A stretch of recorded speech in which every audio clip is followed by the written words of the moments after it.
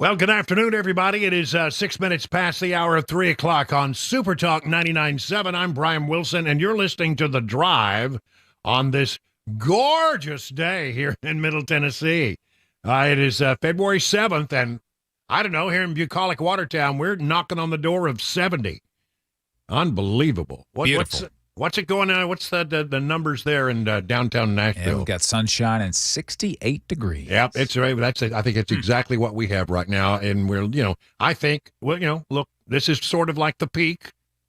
This may be the high water mark, but I mean, 68 degrees and abundant sunshine on the 7th day of February. It's not too shabby. We cannot complain. We cannot complain. No, and if you do, I don't want to hear it because it's pretty good. We'll take it. Well, we got a lot to catch up on because there's a lot of activity on the Hill with regard to the border. Where do I start? Well, first, I think I need to make sure you understand just one basic concept here, that there are many border stories that we're talking about here today, and it's easy to conflate one with the other or get a little bit confused. There's a border deal that was worked out by the White House, Senator James Lankford, a Republican from Oklahoma. I think Kyrsten Sinema was involved in it, some Democrats involved. And they came up with this idea, and the whole idea of the border deal was to do something that Republicans in the House could accept that would make the situation on the border better. And then it would also include money for Israel, Ukraine, and Taiwan.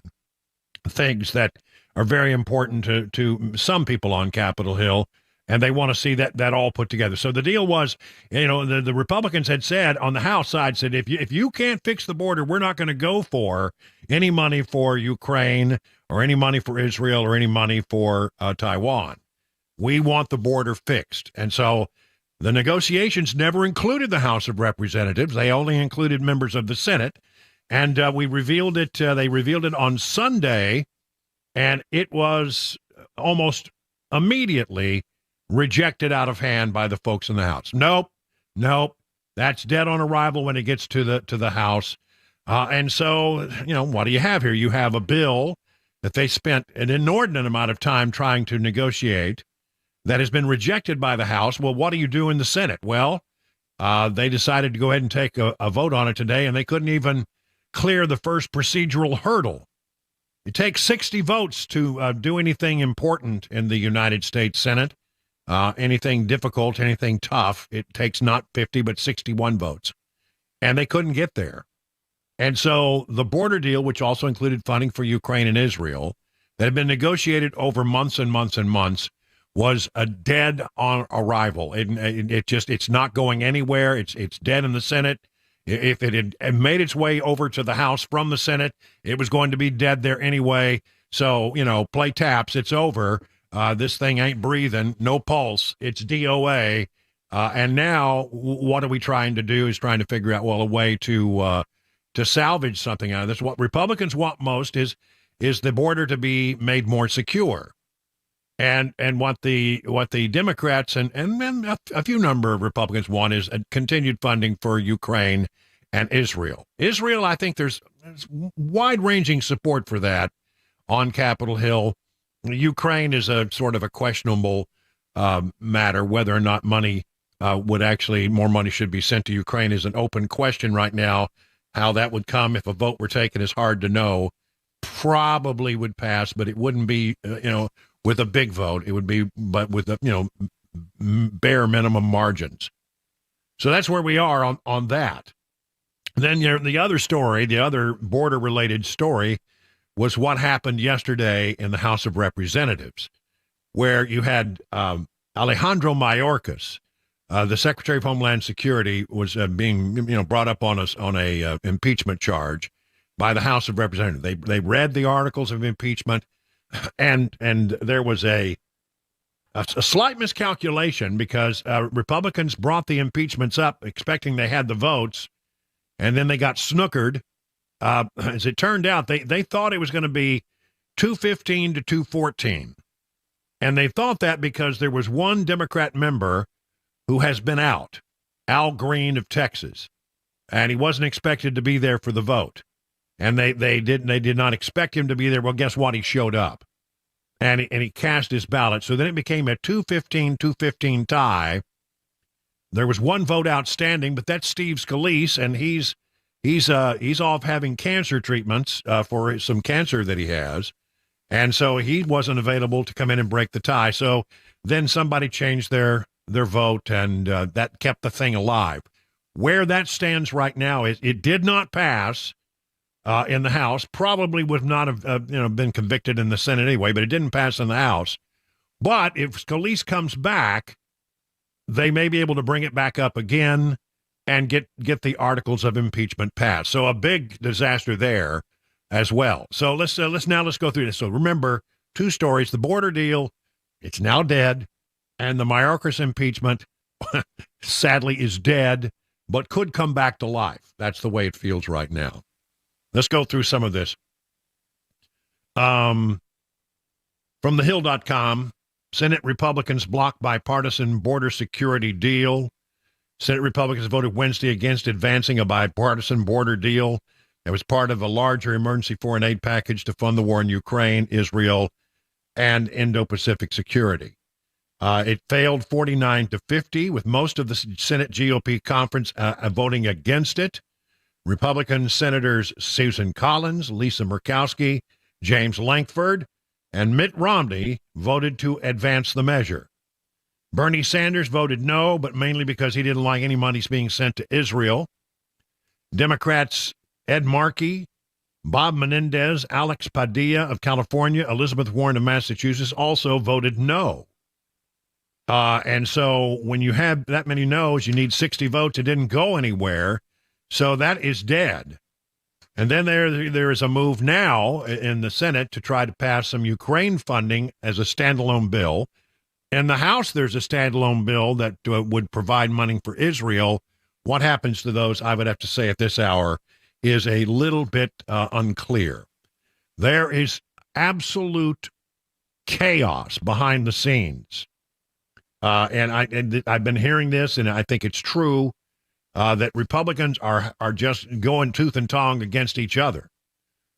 Here's from Mediaite, and I think this is accurate. Chaos has erupted among Senate Republicans debating a sweeping bipartisan border bill, so much that the screaming could be heard from behind closed doors. The Fox News Capitol Hill reporter said that she heard a lot of yelling behind closed doors. Here's what she said. While the past 24 hours have been nothing short of stunning here, we knew this border deal was dead on arrival in the House, but it's not likely to make it out of the Senate at all. Republicans are poised to take a procedural vote on this tomorrow. This was, of course, reporting yesterday. And it's likely the author of this big bipartisan deal, the Republican author, is likely to vote no on it as well as Senate Majority Leader or the Senate Minority Leader. As Senate Republicans met last night behind closed-door meeting, it got so heated at times myself and other reporters could actually hear screaming from inside the room. When Leader Mitch McConnell emerged, he told me that they'd had a great discussion and that the conference will keep on talking. Senator Lankford emerged from that meeting and gave them the news that the majority of the conference not ready to vote on this thing, and there is still interest in adding real amendments and shaping into something perhaps they can stomach over in the House, I guess he says. He insisted the bill is not dead, but it died today, a pretty harsh death. The bill, as it was written, is gone. Will they be able to recraft something else? It seems at this point to be unlikely. All right, let's hear a little sound here. First, number one, Schumer before the vote tried to pin this on Republicans. Said well, here he is. They vote against border. America will know who is for fixing the border and who is not. Well, I know who's for fixing the border, and it's not President Biden. He doesn't want to do this. I mean, it's a disaster of his making. So Democrats are now trying to pin this on Republicans, and it's just not going to go anywhere. Americans are smart enough to see that. Senator Kennedy, after the vote, Senator John Kennedy, Republican of Louisiana, said, this bill would have required President Biden. It was given him enormous discretion, and I don't think he cares. And when somebody acts like they don't care, sometimes it's not an act. The president had emergency powers if he chose to use them. Yeah, that's right. I mean, if he hasn't used them so far, and this new bill gave him emergency powers, what obligation? I mean, what world do we believe that he would actually do what the bill asked him to do, give him the emergency powers? Well, it's still a judgment call, and he may say, no, I don't feel like it. It was a disaster of a bill, and it needed to die a hard, cruel death. And I'm glad that it did. I'm so glad that it did. Now on to the Mayorkas vote yesterday, which was an absolute stunner. Nobody saw that coming. A big surprise for leadership. It's not dead. The articles of impeachment could be brought up. From CBS News, Homeland Security Secretary Alejandro Mayorkas narrowly survived an impeachment vote Tuesday after a small group of Republicans helped sink the GOP-led effort. Well, they knew they were going to lose a few votes. I disagree with this analysis. They knew they were going to lose 3 votes, but they thought they had enough to make it. It was the surprise appearance of Democrat Al Green in the chamber that threw things out of whack. They weren't expecting it. So there you have that. And at the last minute, they did a procedural parliamentary maneuver where one member who voted previously for it changed their votes so that person could bring the bill back up at a later time when they think they'll have the votes. So that's not dead. And a lot of people, were coming down on the speaker. How did you let this happen? And here's what he had to say. I don't think that this is a reflection on the leader. It's a reflection on the body itself and the place where we've come in this country. Look, the nation is divided. We lament that, right? The difference is the chasm between the two parties right now is wider than it's ever been. Well, and boy, he's got a narrow majority to work with. And, it's hard to get everybody. It's like herding cats, and not all the cats are going to get in line. Some of them Republican moderate cats are just not going to be along for this. Some lawmakers, according to the Washington Examiner, pointed to the removal of former House Speaker Kevin McCarthy for the defeat on Tuesday, arguing the party would be in a stronger position if that had not happened. McCarthy later announced an early resignation from the House, leaving Congress at the end of last year. Getting rid of Speaker McCarthy has officially turned into an unmitigated disaster. Representative Thomas Massey, Republican of Kentucky, posted on X, "Our majority has shrunk." The removal of McCarthy has long been a point of contention for House Republicans. Remember, we had 8 GOP lawmakers who joined Democrats in ousting the speaker. So when I hear talk about this, I think they're correct. By going through that whole rigmarole and then losing a couple of members, including McCarthy, the majority has shrunk, and they barely have enough votes to pass things. And if they can't get everybody but like 2 or 3 people in line, then they're not going to be able to pass any legislation against the Democrats. That's how narrow the margins are. We would have been better, at least in passing legislation numerically, if we had not gone through that nonsense with the 8 members of Congress who wanted to get rid of McCarthy. And I'll pay a lot of blame on that to the Congressman from Florida, Matt Gaetz, in my personal opinion. If you want to lay blame on somebody for creating a little chaos in the House, a lot of it could be laid at the feet of Matt Gaetz. I know many of you like Matt Gaetz. I think that even if you have real concerns about leadership, you have to think about the greater good, and the greater good is making sure that you can do things like impeach Alejandro Mayorkas. So, again, just a recap, bring you up to speed.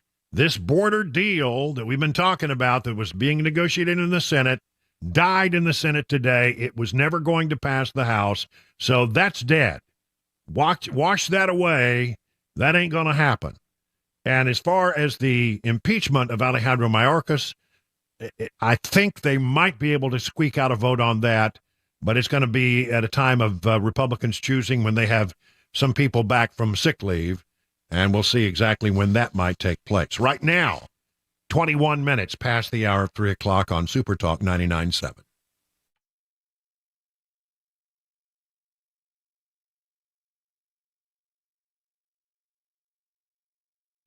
Well, as you know, I'm on a journey now to lose weight with the help of folks at Restoration Wellness Med Spa in Lebanon. That's right. And last year I did lose a lot of weight, and that was related to some health issues I was going through. But after I got to feeling better, my appetite returned, and guess what? So did the weight. And I'm trying not to let it get out of control. I've never taken on a weight loss client before, but I really like the approach that Carly and Jamie and the folks at Restoration Wellness Med Spa are giving me. It's not a one-size-fits-all approach. They took the time to really look at my history, to talk to me, to learn about my lifestyle, and then customize a plan that best fits my particular needs. That's right. It's a customized treatment plan. And I'll be sharing how it's going in the days ahead. So why don't you do what I did? Set up an appointment to develop your customized treatment plan at Restoration Wellness Med Spa. Be a part of the more than 1,000 patients who've already seen life-changing results. Now, whether your goal is to lose stubborn body fat or improve your overall health, Restoration Wellness has a solution for you. Take advantage of the newest technology in weight loss management.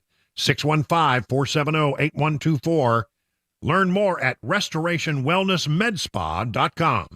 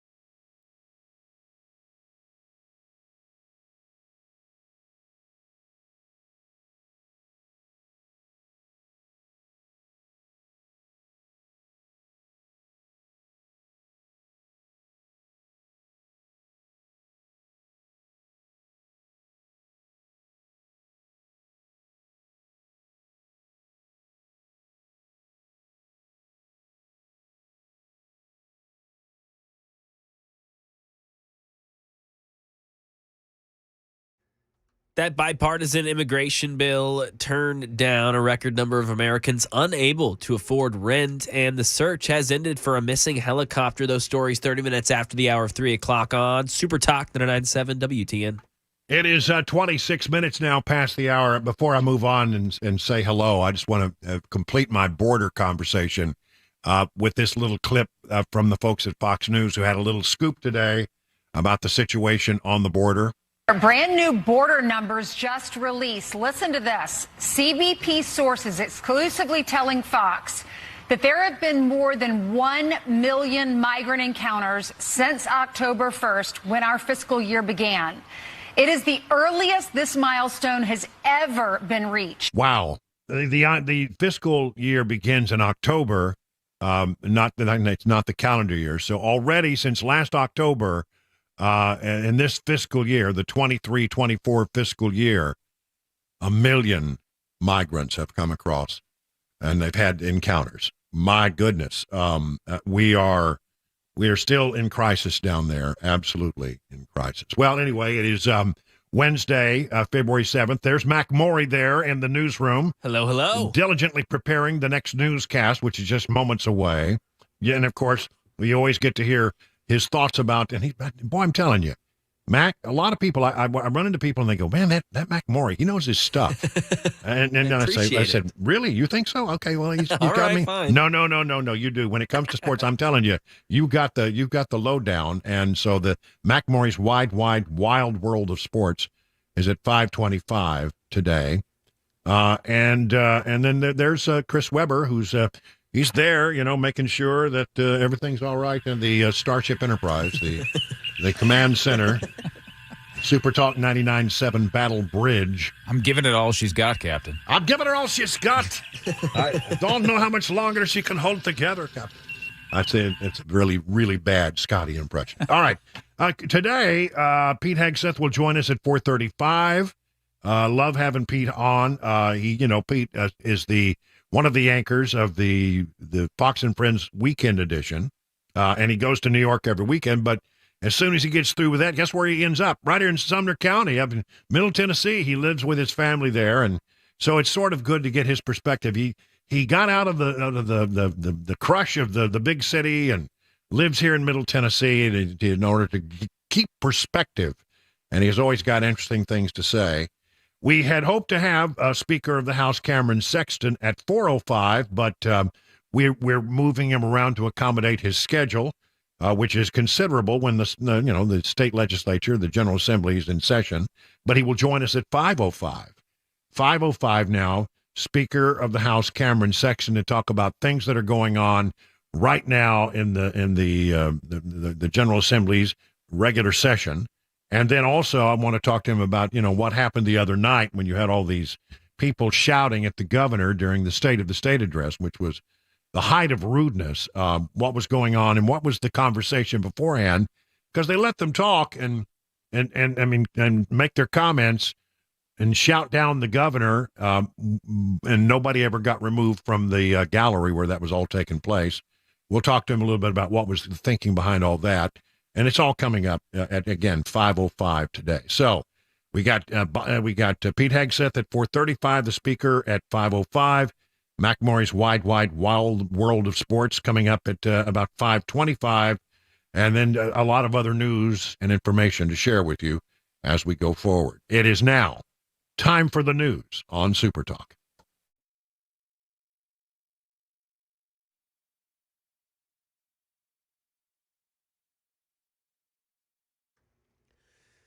.30, I'm Mac Maury with your top stories. Sunny, 69 degrees in Nashville. Weather forecast, traffic report coming up in 5 minutes.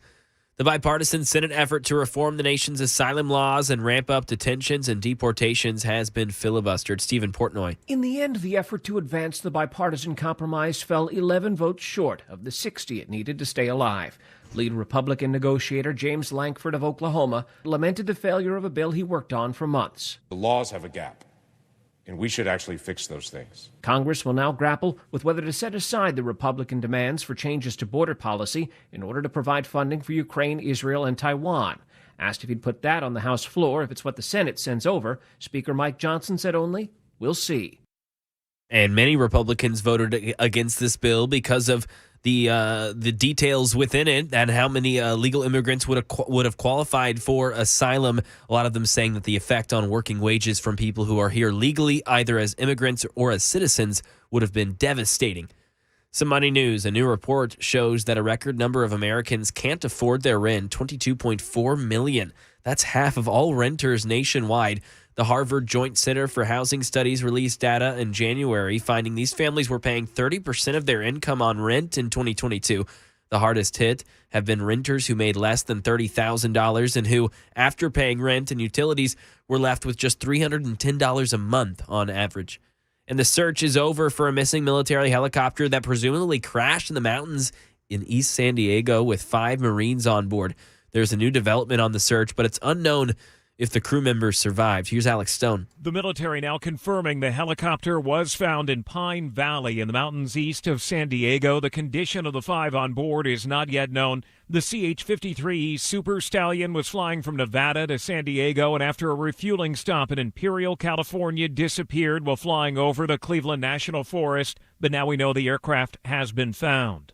And that is the latest news. Traffic and weather next. I'm Mac Morey, WTN News.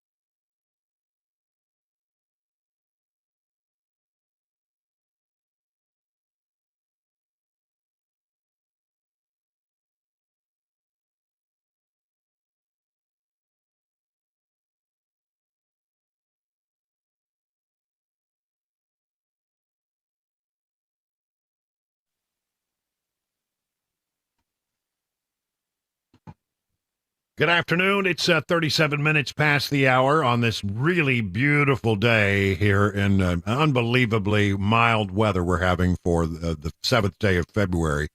Right now, still hovering at just below 70 degrees here in bucolic Watertown. I'm telling you, I can take some more of this. The puppies loved it outside today. I bet they did. I couldn't get the little one to come in. Basking in the sunshine. Oh, yeah. You know, the one thing about, Grogu is sort of a tan-colored dog, the mama. But the little Solo is black. Mm-hmm. And the genes were there for that, and no big surprise. But you can't see her at night. I send her out to Grogu's garden to make one last run, before we go to bed at night. And I lose her every time. Where is she? I can't see her. It's black out here, and I can't see the deadgum dog. Get her a glow-in-the-dark collar. Now that's an idea. That's a great idea. You know what it's time for? Time for the 2024 update. Got a lot of stuff here to cover. And I'll start with numbers because, it's never too early to start looking at numbers. A lot of general election numbers are in today, and this is again, I need to always preface this by saying we don't elect our presidents this way. General election numbers look at, okay, if it's Trump versus Biden, what's the likely outcome if the election were held today? But that's popular vote. And so it's never really a great look at exactly how things are going because we elect presidents by going through the Electoral College. And so, anyway, I still think it's an interesting number to look at. Right now, the YouGov numbers that came out, Trump versus Biden in a two-way matchup, Trump by 1. And then the NPR poll came out, Trump versus Biden, Biden by 1. So, pretty close. The TIP poll came out, Biden versus Trump, and it's Trump by 2. But here is the interesting number. You ready? The TIP poll also asked the question, what if it's a four-way race with, RFK in there and West in there and all of these other, minor candidates? What would the outcome be then? Okay, so remember, the TIP poll said Trump would win by 2 if it was just a two-way race, which, of course, it won't be. If it's a four-way race and it were held today, they predict that Trump would win by 6. Which I believe is just barely outside the margin of error. Or it's close. Now that's winning. You see the difference between 2 and 6. That's what it means to have these candidates running in the middle. And what if there is, as we have been talking about, what if there are other candidates who run as independents? We might have Joe Manchin get in as part of the No Labels Party. I don't know. There may be somebody else that gets in. What if Chris Christie yesterday was quoted as saying that he was going to run perhaps as an independent, revive his campaign and run as an independent? Well, I don't know if that's going to work out for him. As I said, his chances of becoming president, I can describe in 2 words: fat chance. But so there's that. But the more people who seem to get into this race, the better it is for Trump, and the worse it is for Biden. And it seems like all God's children are going to be in the race by the time we get to November. I don't think we're done. And, of course, this all assumes that Biden is the actual nominee. And, as you know, I have my doubts about that. So there's those numbers. Then Kamala Harris numbers. Vice President Kamala Harris is viewed negatively by more than half of all registered voters. Well, of the registered voters that were polled, at least, just 9 months before the election.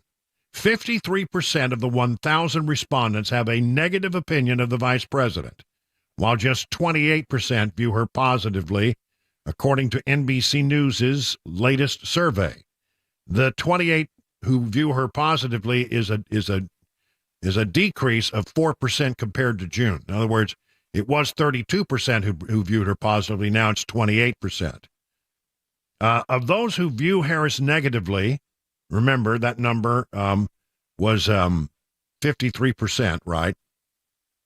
42% said they have very negative opinions about her, while 11 say that it is somewhat negative.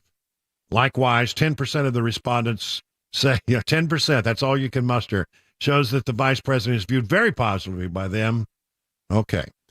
Voters largely criticized the Biden administration for inflation and the border crisis. Harris claimed low polling numbers of the past months on U.S. voters, not revealing how much the administration has allegedly helped the country. Well, maybe if they saw some evidence that the country was actually being helped, they might be able to change their minds, but they can't find it because it ain't there.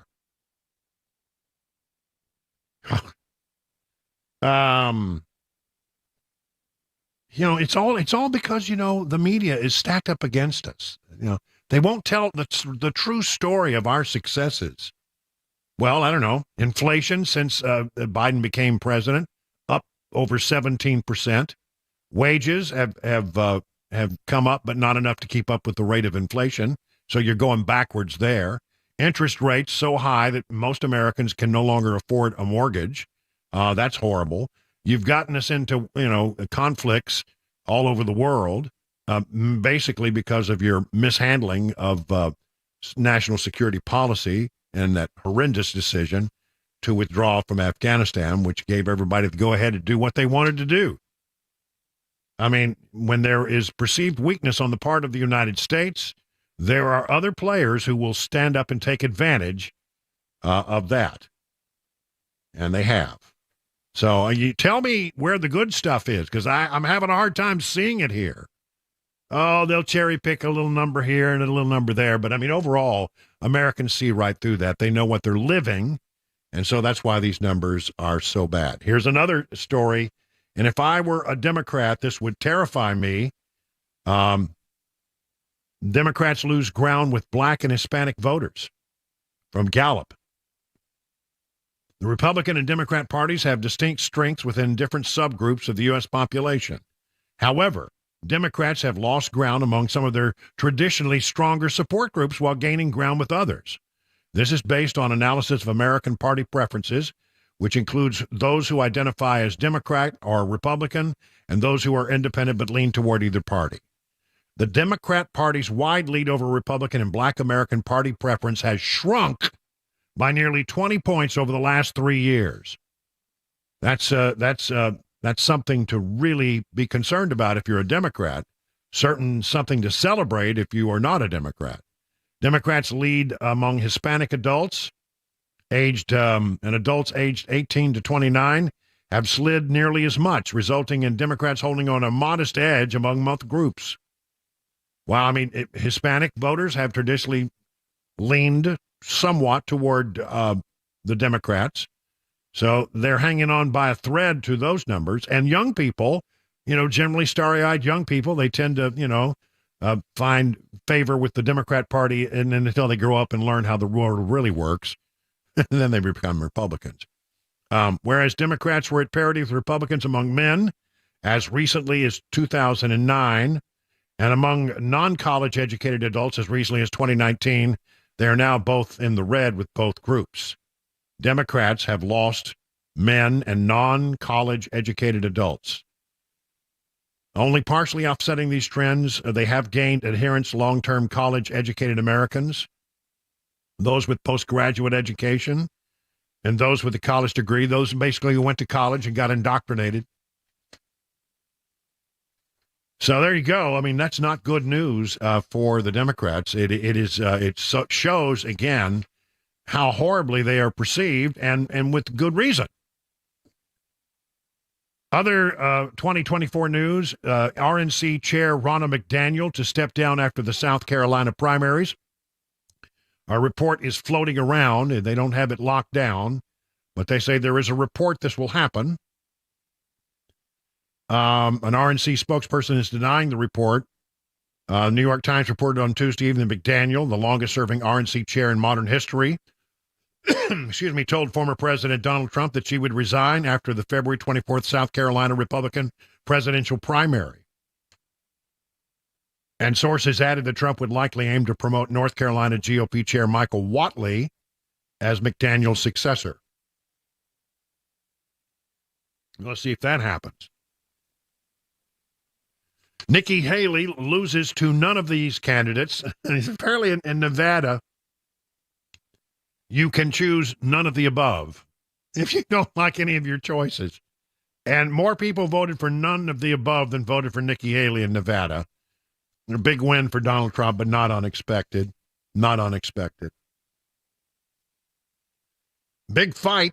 Elon Musk, this is about from justthefactdaily.com. Elon Musk is right and the New York Times is wrong about illegal voting by non-citizens. Here's what Elon wrote on X. Number one, illegal immigrants are not prevented from voting in federal elections. Number two, you don't need government-issued IDs to vote. And number three, Democrats are importing voters by their border policies. So the New York Times published an article claiming that Musk is spreading election misinformation. But Just the Fact Daily went through and looked at it and said he's absolutely right. That indeed federal law requires identification verification from voters when they register. However, that doesn't have to be it doesn't have to be a government issued ID. How about that? And so, you know, the thing is, yes, you would have to lie, and yes, you'd have to cheat. But if you're willing to do that, well, I mean, you were willing to cross the border illegally and violate the law there. Why wouldn't you violate the law and cast a ballot in an election if you thought you could get away with it? And so, you know, there's nothing that prevents them from voting, except their word that they have to give a sworn statement that they are U.S. citizens, and many places. And if they are willing to do that, then, and who's going to check them? You know, that's the question. So everything that Elon Musk in this story checks out. Illegal immigrants are not prevented from voting in federal elections. You don't need government issued IDs to vote, and the Democrats are importing voters. That seems to be pretty clear. We need to be on watch for that in the coming election. I mean, if indeed what we heard the other day from Dr. Phil is correct, is that people, when he went down to the border, the folks there told him, said, it's not 8 million, it's 13, maybe even 14 million people have come across the border illegally. That's a big number of people. And if only a percentage of them decide that they're going to violate the law and try to vote in a federal election, it could make a big difference. 50 minutes now past the hour of 3 o'clock on Super Talk.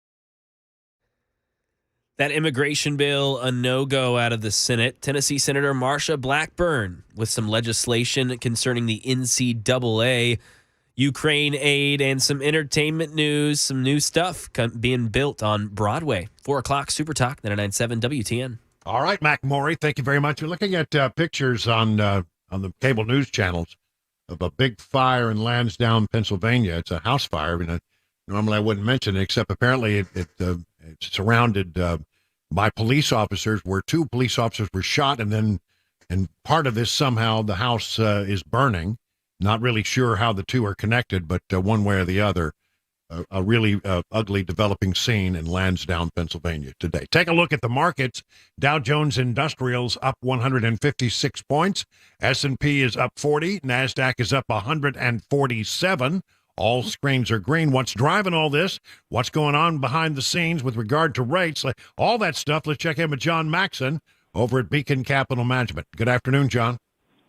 Hey, good afternoon, Brian. Yeah, great day on the market. You know, there were more Fed officials that came out today, and they've tried to sort of echo this message that Jerome Powell continues to tell the market, that they're not going to do rate cuts anytime soon. The betting money now is probably May versus March. We'll have to see. But the market, I guess, has heard enough of that.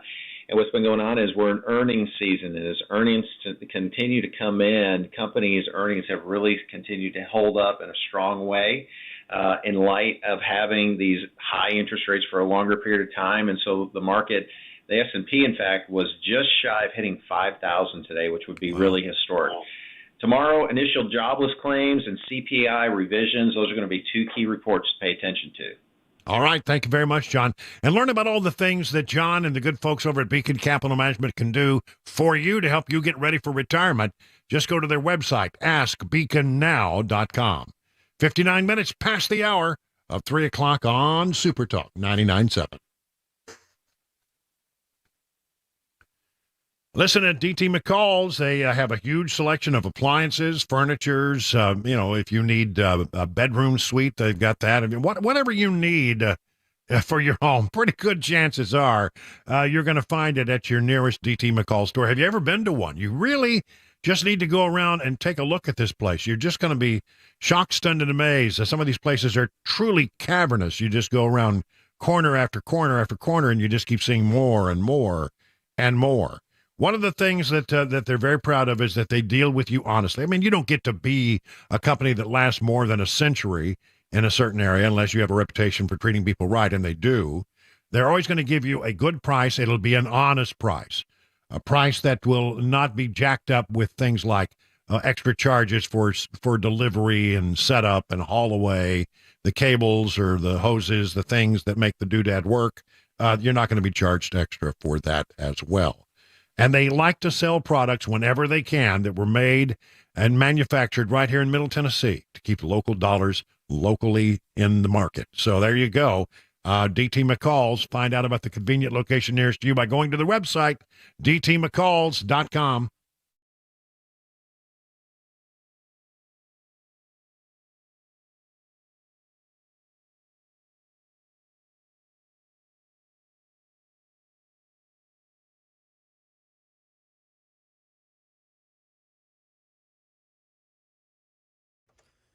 Four o'clock, I'm Mac Maury with your top story. 68 degrees, another gorgeous day. Plenty of sunshine in Nashville.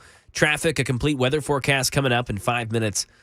The bipartisan Senate effort has been filibustered. Lead Republican negotiator James Langford lamented the failure of a bill he worked on for months.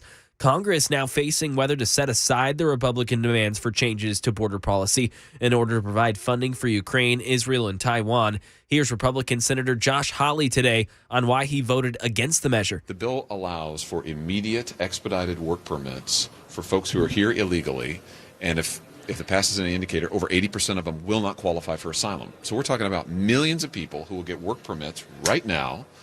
The effect on working wages from people who are here legally, either as immigrants or citizens, will be devastating. And meanwhile, on the other side of the aisle, Delaware Senator Chris Coons says, quote, "I came to serve in the Senate because it's a serious place where people want to solve problems and help make the world better. A day like today makes it hard to believe in that." Right now in Tennessee Senator Marsha Blackburn and Senator Cory Booker of New Jersey have reintroduced the NCAA Accountability Act. The Accountability Act for the NCAA would establish due process for student athletes, coaches, and universities under investigation by the NCAA for rules violations. Recently, Tennessee and Virginia filed a lawsuit against the NCAA pertaining to name, image, likeness, recruiting rules a day after Tennessee Chancellor Donda Plowman said the allegations were, quote, factually untrue and procedurally flawed. Back in the nation's capital, the White House telling Congress Ukraine is in desperate need of more help from the United States. Andy Field explains why. White House National Security spokesman John Kirby says Russia knows Ukraine is running out of long-range ammunition. That's why they keep flying drones and missiles to force the Ukrainians to use air defense capabilities that they know are not being replaced right now. The Biden administration urging Congress to at least pass the Ukrainian, Israeli, and Taiwan aid to help protect those allies. Entertainment news, rock and roll legend Bon Jovi is the latest artist to open a bar on Lower Broadway. The bar will be named JBJ's Nashville and is expected to be open this spring. An exact date not yet been announced. The report says JBJ's Nashville will be at 405 Broadway, the old Merchants location. And that's the latest news. Traffic and weather on the way next. I'm Mac Morey, WTN News.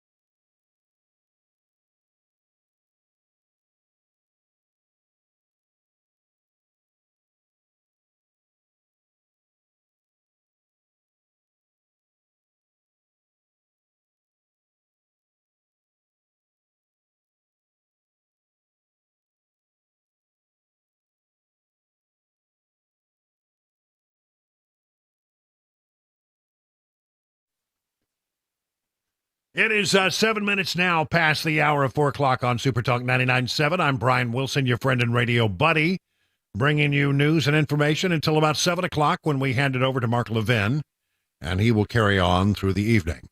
We got a lot going on here. If you've been following the events of the day in Washington, the border deal that had been negotiated behind closed doors for, I don't know, it seemed like weeks and weeks and weeks.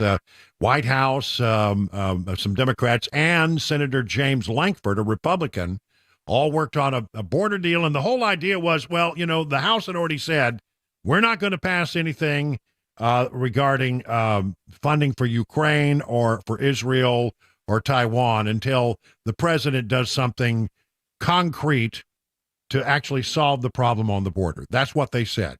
So the negotiations, for some weird reason, did not include the House of Representatives.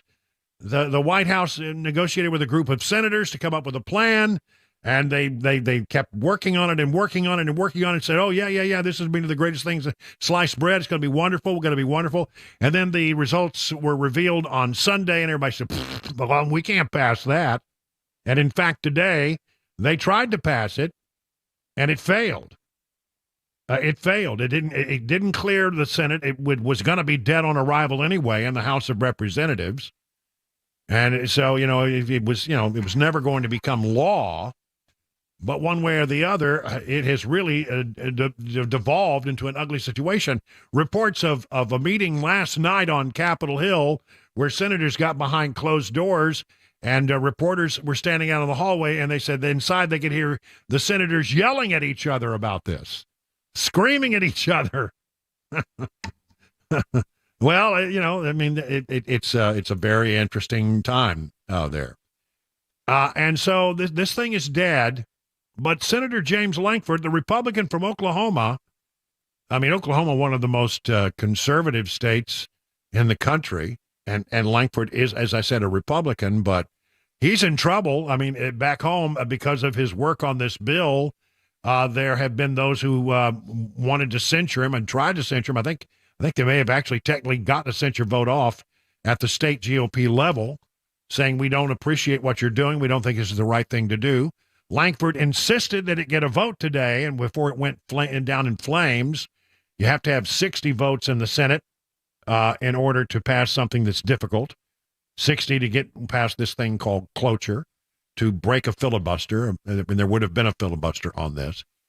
So, Lankford, insisted there be a vote, and he got 49 votes, not even close to 60.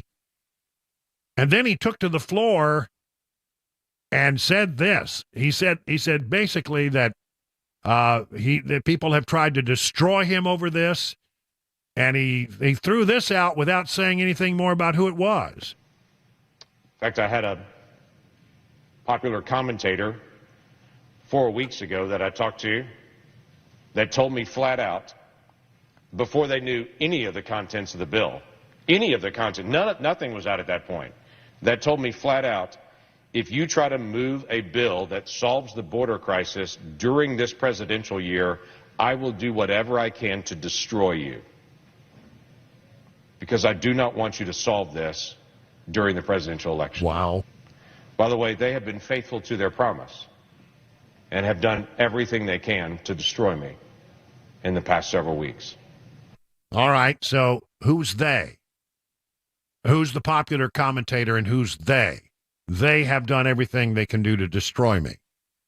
Well, one way or the other, it is ugliness. Now, look, I think that this bill, as I understand it, I've looked at the language, does not come close to solving the problems on the border, and it's probably good that it died. As I think Senator Ron Johnson said yesterday, we had the clip. He said, maybe it would make sense for us to pass something that could actually get through the House of Representatives. Instead of, just sitting over here in our little isolated silo, talking among ourselves. It doesn't matter if you can't get through the House, it's never going to become law. So, there is no border deal today. There will be, I don't know, it looks like, the House has come up with a bill that would fund money for Israel. That's a standalone bill. The president has said, even though he wants money for Israel, he would veto that. I don't know why he would do that. If one of the things, take what you can get, right? And if what you want is money for Israel, and the House is willing to give you $17 billion, which is about, as I understand it, $3 billion more than you wanted, why would you not take that? Seem like you're just being, sort of silly about the whole thing. Take that if that's what you really want, and I think a lot of Americans want to continue to support Israel.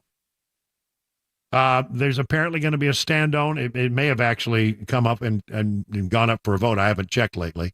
But there's going to be a measure in the Senate to provide, standalone bill to provide money for Ukraine. Much closer question, quite frankly. Not exactly sure whether that can pass. I think the money for Israel would easily pass both the House and the Senate. I'm not sure that more money for Ukraine can pass right now. There's great concern about that. But, there are hard feelings all around. And then in the midst of all of this, a lot of people are saying it's time for new leadership for Republicans in the Senate. Let me see if I can find that story real quick. I think it's, here it is. I got it right here in my stack of stories. Behind the border mess, open GOP rebellion against Mitch McConnell. He's under attack from the right for trying to work with Democrats on the border. The Senate GOP leaders facing internal resistance, not seen in more than a year as Republicans descend into discord over two issues they once demanded be linked, border security and the war in Ukraine. McConnell, nearing his 82nd birthday, is still determined to find Ukrainian money. His allies have depicted as legacy-defining. But now that his party has rejected the bipartisan trade deal, trade of tougher border policies for war funding, his far-right critics are speaking up more loudly. This, according to Politico. I have to understand they come at it from sort of a slightly left viewpoint. So, but I don't think they're wrong about this. I think that there are people ready to dump McConnell. Several held a press conference Tuesday where they denounced his handling of the border talks. Senator Ted Cruz calling on McConnell to step down. He rejected the criticism and said that, his antagonists do not understand the reality of divided government. He also said that Cruz was never a fan of his. But, is it going to come to the end of time for former majority, now minority leader, Mitch McConnell of Kentucky? I don't know. A lot of stuff there going on with regard to this border thing. I'm telling you, there is real turmoil up on Capitol Hill. Now, look, I think it was right to reject the border funding. It was a bad deal. It would not have solved the problem. I agree 1,000%. But, boy, there are hard feelings over this one where, they're getting behind closed doors and shouting at each other. The Senate especially is supposed to be a place of decorum. It's rare for one member to ever raise his voice against another. And even on the floor of the Senate, if you disagree with somebody, you call them their good friend. My good friend from X, Y, or Z has said, even though he's not your good friend, you always call him your good friend. My distinguished colleague from X, Y, and Z. They always couch their insults in that kind of language. They try to have decorum, but it's rare for the people, even especially when you're on the same side, to yell at each other. So that's pretty interesting. All right. So there's all of that. I got enough time, I think, to squeeze this in. I definitely want to do this because, we've said often here, it is a woke world. It's a woke world after all. It's a woke world after all. It's a woke world after all. It's a woke world. The Democrats and the Biden administration is always trying to get you to drive an electric car, and we're rejecting them out of hand because they don't really work for a lot of people, and people are concerned about, I think most importantly, going somewhere and getting stranded, and so they don't want an electric car. The point has been made that by dealers from GM and Ford that, we can't sell them. The Ford F-150 Lightning, they were running about $65,000 for a base model. You now can get one for about $10,000 off that price. And remember, Chris, when they first came out, everybody said, well, it's going to be months and months and months before you can ever lay your hand on one if you want one. Mm-hmm. Everybody said, oh, they're going to be in high demand. People were putting in pre-orders for them right. and all that stuff. That's right. And so, and truly there were a few people who really wanted one. And once they got them, and that was a very small number of people, sales dropped off like a stone, man. They fell like a stone. And so, I checked today here in Watertown within about a 20-mile radius. I could probably have my choice of about maybe 30. Wow. 30 F-150 Lightnings are on the lot at various Ford dealerships, but within the sound of my voice, easily that many. But I think there were about 8 or 9 just up the road up in Lebanon. So, I think it's true. They can't sell the things. Ford could have made 50% more profit. They just did their big announcement, and they made some money. Don't get me wrong. They made about $11 billion this year. But they could have made 50% more profit if they had not spent so much effort on electric vehicles. Because every electric vehicle that they produce is a money loser. They don't make a penny in profit in fact, they lose money on every electric car because they're trying to, take research development. You got to build them up. Then you got to sell a bunch of them to pay for the research and development and the production cost of putting a new car out on the line. It's an expensive thing. This from the Wall Street Journal. Last week, the big news at Ford was an upbeat look for 2024. $11 billion profit. The stock was up 3% in morning trading Wednesday. But Ford noted that tailwinds would tip the scale toward growth, resilient U.S. sales, the absence of last year's strike costs, the impact of last year's cost-cutting program, and a full year of profit of the new Super Duty F-Series trucks did very well. But when it comes to electric vehicles, they lost $4.7 billion. And they say it'll be $5 billion to $5.5 billion this year. And then put another way, if Ford weren't selling its Mustang Mach-E and its F-150 Lightning models and investing in a new generation of products to replace them, its adjusted operating profit would be 50% higher. And see, this is what happens when you try to, government mandates, certain things happen. We want you to build more electric cars. We've made these emission standards so incredibly difficult that it's the only way you can reach them is to build purely electric cars. And so they go out and they say, okay, we'll build some electric cars. And nobody wants them. GM having the same problem. What they're doing now is they're making the case to the Biden administration and others that, well, look, we can't sell the electric cars, and we're not there yet. We're not saying that we're done with electric cars, but we really think that the future, there needs to be a bridge, and the bridge is the hybrid, which makes a lot of sense. You know why? Because with a hybrid, if you got a little gas in the tank, you're not going to get stranded somewhere. You can always, because basically what a hybrid does is it's got a little generator on board, gas-powered generator, and you keep a small amount of gas in the tank to run the generator, which then powers the electric wheels. Sort of like an electric locomotive, the same thing. That's the way that works. It's a diesel that powers a generator that powers electric motors that then drives the locomotive. Same thing with the hybrid. Technology's been out there for a long time, and they can make a lot of money with those. You know who made a lot of money by not producing purely electric vehicles and by focusing on the hybrid? Toyota, from the Daily Caller. The Japanese car giant suggested its decision to avoid going fully electric within its fleet of vehicles and emphasizing hybrid machines is likely why it had such a high profit this year of $30 billion. $30 billion. That's, if I'm correct, that's about 3 times more than Ford made in profit. So they made the decision to go with hybrids, and that seems to be exactly what has worked out for them. 22 minutes now, past the hour of 4 o'clock.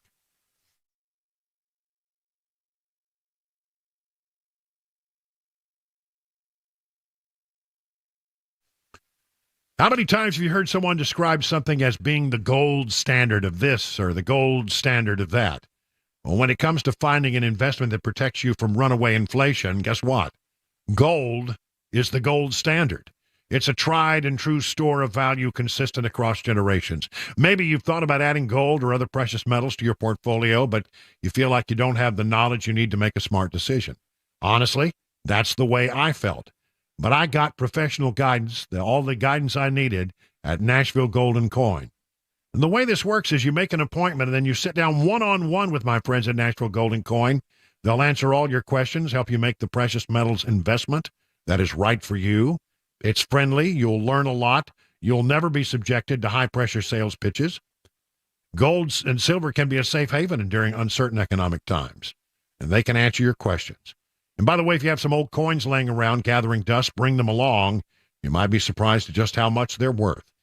To set up that one-on-one appointment, just go to NashvilleGoldandCoin.com. That's NashvilleGoldandCoin.com.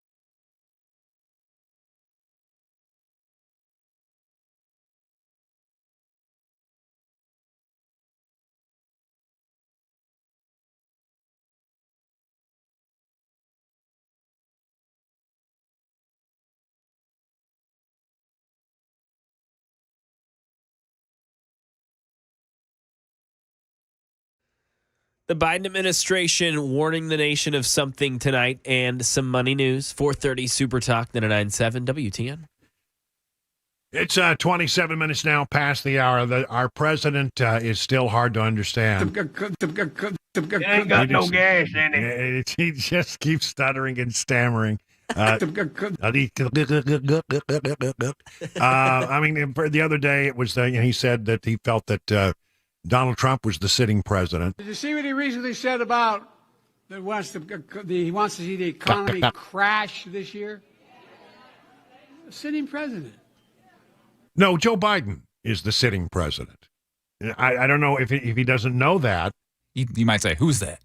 Who's Joe Biden? That's right. And then, of course, everybody's still trying to decipher what he was saying here. Beer brewed here, it is used to make the brew beer in this refinery. Oh, Earth Rider, thanks for the Great Lakes. I wonder what he's trying. I have no idea what he was trying to say. But he topped it when he was talking to reporters, and he started talking about his recent conversation with the French president. I was in the south of England, and I sat down and I said, "America's back." And Mitterrand from France, looked at me and said,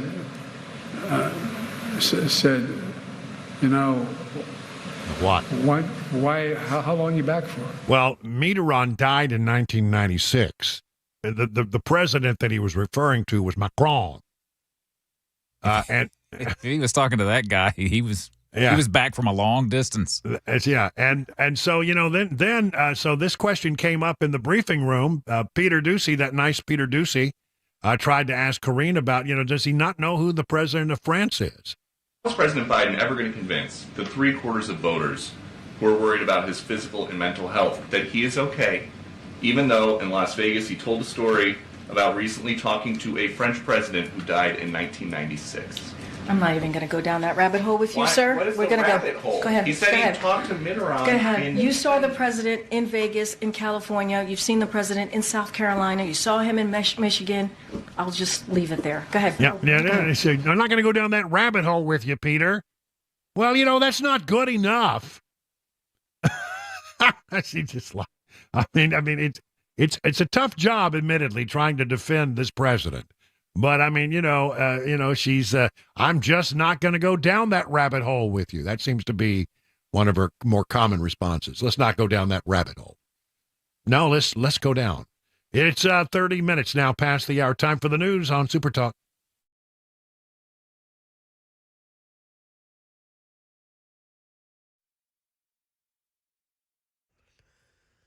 $4:30, I'm Mac Maury with your top story. 67 degrees in Nashville. Forecast traffic report just ahead.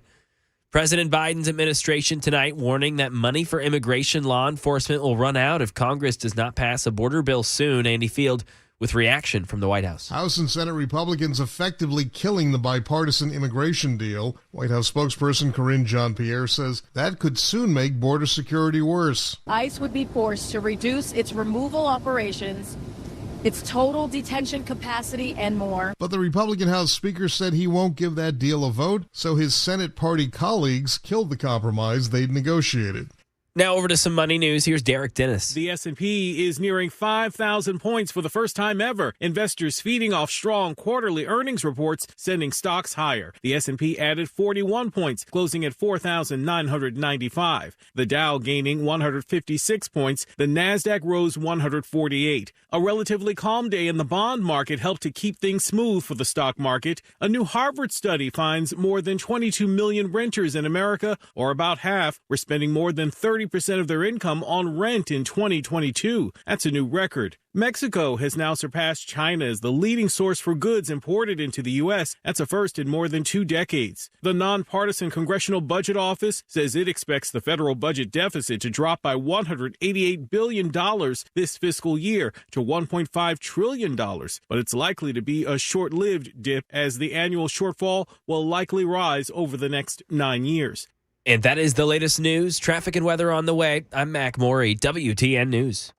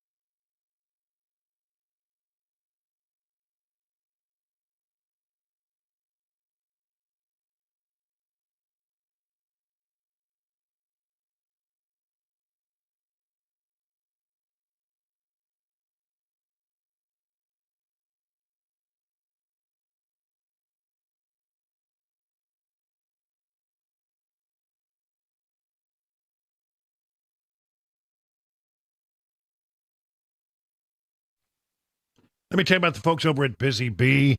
You know, back during all of the cold weather, if you had a problem with your heater system, I hope that you picked up the phone and called the number I would call, 615-775-7833. Maybe you have a burst pipe, whatever it is. If it's plumbing, HVAC, these are the guys you call. I've done a lot of business with these folks. They've installed complete air conditioning systems for me. I've had emergencies, and they've responded in very quick order. And everybody say, well, yeah, Wilson, yeah, but you do the commercials. Of course they're going to do it for you. No, I think they do this for most folks. They have a great reputation for helping you out when you're in a bind. I think you're going to like these people. Now, the way you avoid having problems with all of these systems is to do preventative maintenance. And that's what the Beehive Club is all about. Starts at $99. You get 3 thorough maintenance services, one aimed at heating, one aimed at cooling, one aimed at plumbing. No overtime charges 24/7 and 10% off all repair. Busy Bee Plumbing, Heating, and Cooling, your official Rude Pro partner for satisfaction guaranteed. Call Busy Bee Plumbing, Heating, and Cooling at 775-7833, online at busybeehvac.com.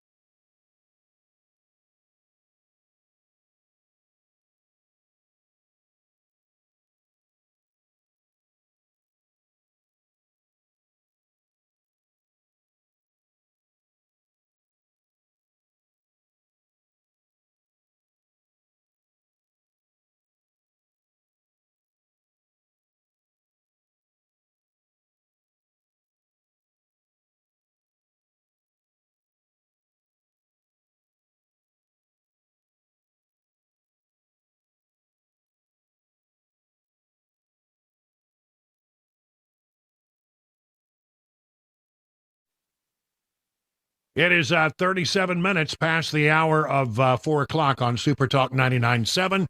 I'm Brian Wilson, and, on Wednesdays at this time, I got to tell you, we always enjoy having a conversation with our friend Pete Hegseth from, he does the Fox and Friends on the weekends, but the rest of the time he lives right here in Middle Tennessee and enjoys all of the good things that we have here in this part of the world. Pete, good afternoon to you. Where in the world is Pete Hegseth today? Not in Middle Tennessee today. I'll be back tomorrow. I'm in frigid Minnesota for a day. Marxist Minnesota. I can't wait to flee. Yeah. Well, may I ask what takes you up that way?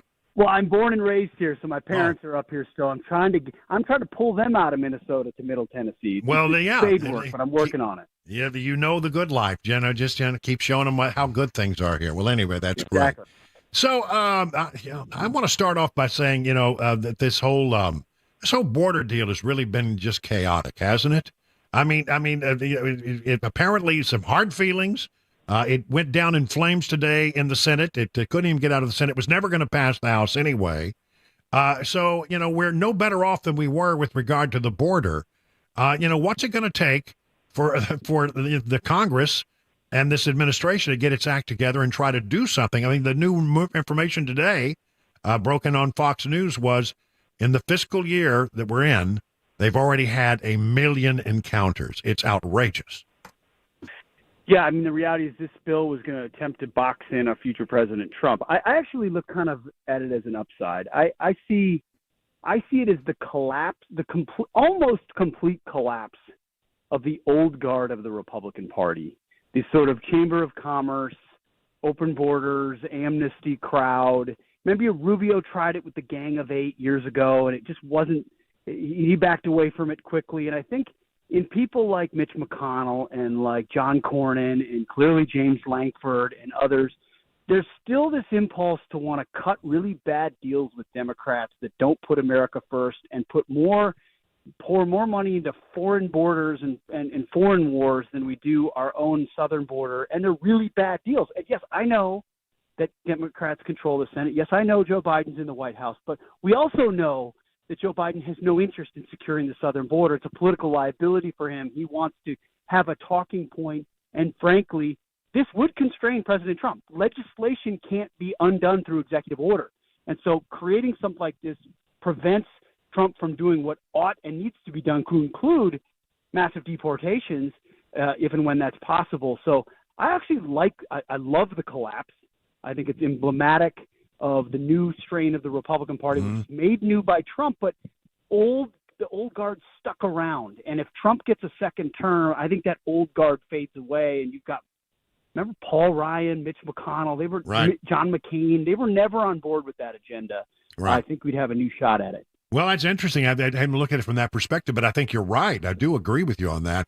I mean, are you among those who believes that the days of Mitch McConnell as now the minority leader of the Senate are numbered, that there will be a movement toward new leadership in the Senate? I hope so. I mean, I just don't see how do you maximize the totality of a second term of Donald Trump with basically an anti-Trump Mitch McConnell as head of the Senate? You just won't get the real legislative agenda that you're going to want that presses the initiative on America first. So, and I also think people recognize Nikki Haley, who's effectively an extension of the Mitch McConnell guard of the party, lost to nobody in Nevada, 60-30. This is not his party, and he knows it. And fundraising prowess only goes so far these days in primaries, where the base goes with the America First perspective. So I think Donald Trump would make it a priority to prevent Mitch McConnell from being a majority or minority leader should he be president. I think so. We keep hearing people say that, that the current president could snap his fingers and solve this problem. It's a fact. It's a fact. Yeah, I know. I mean, that's the underlying fact of the whole thing, which is why when you hear him demagoguing when in between totally rambling and incoherent sentences that make no sense and you can't even translate them, saying it's Trump and the MAGA Republic, like everyone knows that's a sham. I mean, the New York Times, I saw some ridiculous headlines about how Republicans abandoned border enforcement. Like, no one believes that. If he wanted to, he could. He has kept it open on purpose. Now he thought maybe he could have leverage to get Ukraine, which is what he really wants, and even that collapsed. So good luck trying to pretend like it's Republicans who don't want to secure the border. Joe could have from moment one, and if he had to step on stage and defend that with Donald Trump, it's untenable for them. Yeah, that's why he won't debate, I don't think, either. I don't think there'll be a debate. Trump says, I don't think there'll be a debate. He said, he doesn't think that Biden's going to be the nominee, if I've heard his comments the other day correctly. You talk about, though, something that is so obvious to us all. How in the world can this man who can't put together a sentence, who talks to dead French presidents, apparently, we just played that soundbite a few moments ago. And by the way, Peter Ducey, brilliant for asking the question. They won't even, as Karine said, go down that rabbit hole. I mean, Americans clearly can see this. The polls show it. How long do Democrats stand with this guy as their nominee. All the way in November. I mean, Really? they will deny reality. I don't think they live in reality. I mean, he's talking about a guy who's been dead for 25 years as if he Right. saw him yesterday. Unfortunately, that's the way my mother-in-law talks, who's, deep into Alzheimer's, and God bless her heart. But that's what people struggle with. He's clearly struggling with something at some level that's only going to get worse. They'll just hide him even more. I mean, I could be wrong, Brian. You've heard me talk on your program that if I had to bet my mortgage right now, which I will not do in Middle Tennessee because I want to keep it, but if I had to, I would bet it that Joe's their nominee. But with every one of these moments, they got to be shaking in their boots about what it would take to hide him that long with the fundamentals. But here's the thing. They're claiming the economy's getting better and the stock market and all that will give people a warm feeling. If they think that, and I don't believe that because people don't feel that way, they could just hide him and hope the fundamentals sweep him in. And, oh, by the way, all the COVID-rigged voting laws that they have in place, too. Yeah, listen, it seems like we are headed toward, another one of these basement campaigns where he does everything by remote, and everything is kept. They protect him. I mean, the other day I watched again as he walks to the stage. He is now escorted by his wife, who literally takes him right to the stage, points out the podium so that he knows that's where he's supposed to be. And then the moment he gets through reading off the teleprompter, which he botches and makes mistakes that always have to be cleaned up, she is immediately right by his side, so he doesn't have that moment where he looks around like, where am I supposed to go? I mean, they got him on the short stairs on the airplane. Yep. All it's going to take, really, don't you imagine, is one more face plant or one more moment where he just says something that no one in the world can defend before they have to come to reality. I just keep thinking they can't possibly keep this facade up much longer. The facade is really not working. I mean, Joe Biden is a government-funded visiting angel at this point, and she just is. And I don't know how long. It's a really good question. 24-hour media cycle. They could do it with FDR. They could cover up some of the ailments that JFK had. You can manage things in worlds where there isn't the internet and memes and clips and cable news. This would be uncharted territory to attempt to do this from February to November and think it could work. You saw the clip of him trying to say the word Hamas, and ultimately the reporters helped him out. Took him 30 minutes or 30 seconds to get there. I don't know, Brian. I mean, at some point the dam's got to break. But I also think on other occasions, they've managed fairly well, resting him often and then medicating him when necessary. And that has been successful, they think, at certain times. And if you stick to a regimen that can maintain that with sufficient rest and you outsource decisions to everybody else, once you could see him trying it. You really could. The other side of the equation is, of course, a lot of people are looking at some of these many lawsuits that are beleaguering the former president of the United States. And it seems as if we're going to have some matters of, perhaps go up to the Supreme Court for some kind of decision before long. But as I look at the overall, lineup of things that he's facing, it seems like there's a lot of trouble in some of these cases. I mean, I think Jack Smith's got problems with some of his cases. Clearly, Fannie has got all kinds of problems with what's going on with her. And what do you see on that side of it? Do these problems cause a problem for Trump, or are they going to be pushed beyond, or does it matter? Yeah, Fannie's got fang problems. She's got, serious problems. I mean, that case is crumbling. Jack Smith, there's attempts and abilities to delay that potentially. I don't know. All of this creates more dust, Brian, and there's already been so much dust. And I have to, in these moments, step back and think about this as an average voter. And a lot of average voters have already said, Joe's old and maybe a little suspicious with all the Hunter stuff, and I don't really know. And Trump maybe did some stuff, but my life was better underneath him, and I don't really love everything he says. But so absent a conviction, like a felony conviction that looks really damning, I think a lot of it remains noise, and the Trump team's done a pretty good job defending him and moving these things down the line. The presidential immunity question will ultimately get resolved at the Supreme Court, it appears, and it'll probably be qualified immunity, meaning certain things are, certain things aren't, which kicks it back. And it all then comes back to, did Donald Trump think the election was rigged? If that's what you have to think about, the instigation of everything. And anybody that knows him knows he did. Like, he truly believed he was looking. So it's really muddy. Somebody could tell you they think they know where it cuts. I don't, but I don't think it's not going to undercut his ability to be the nominee or even win the election. And finally, one other thing I just want to ask you about. There's a tip poll out here that says Trump leads Biden by 2. But if you look at the four-way matchup, which is realistically, we're going to have at least 4 candidates out there in this coming election. That same poll says he wins by 6. That really is, I mean, it seems like everybody who's running that's not Donald Trump and not Joe Biden, it seems to take away more from Biden than Trump in every poll that I see.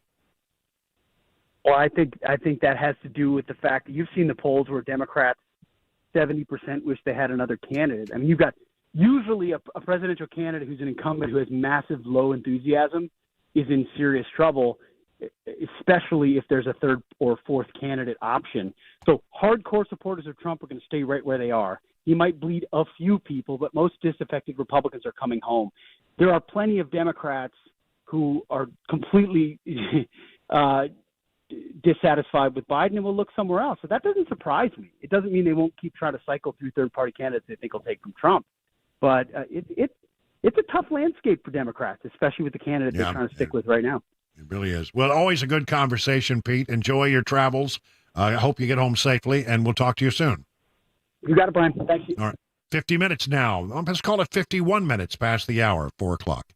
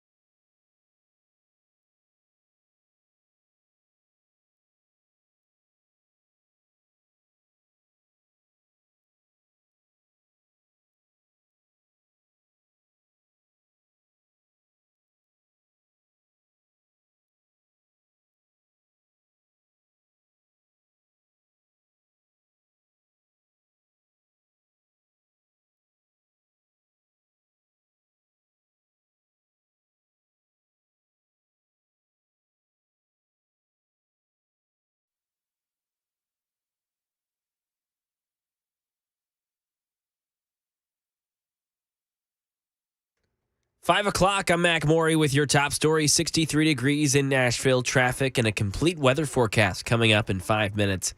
House Speaker Mike Johnson says democracy can be messy, and it was a messy scene on the House floor last night as GOP-led efforts to impeach Homeland Security Secretary Alejandro Mayorkas and pass aid for Israel failed. Here's Stephen Portnoy. Having failed in his 2 attempts last night to pass resolutions funding aid for Israel and impeaching the Homeland Security Secretary, Speaker Mike Johnson says democracy can be messy. And in the face of mounting internal Republican criticism, he insists. We have steady hands at the wheel. We'll get through it. Everybody take a deep breath. It's a long game. We're going to get the job done. Thanks for the time. Asked if the House might now take up an aid bill for Ukraine, Israel, and Taiwan without border security provisions, if that's what the Senate should pass, Johnson says simply, we'll see. In the Biden administration tonight, warning that money for immigration law enforcement will run out if Congress does not pass a border bill soon. In the United States, they've conducted a major airstrike in Baghdad on what the Pentagon is calling a high-value Hezbollah commander. Andy Field. U.S. Central Command reporting that it bombed and killed a Kataib Hezbollah commander inside Iraq who was responsible for directly planning and taking part in attacks on U.S. forces. The Pentagon saying there's no indication those U.S. strikes hurt or killed any civilians or of any collateral damage. U.S. military saying it will continue taking action to protect U.S. forces and hold anyone responsible who threatens them. Right now in Tennessee, News 2 says that a Dixon County Sheriff's Office deputy was injured after they hit a cow in their patrol vehicle. It happened this morning on Yellow Creek Road in Dixon.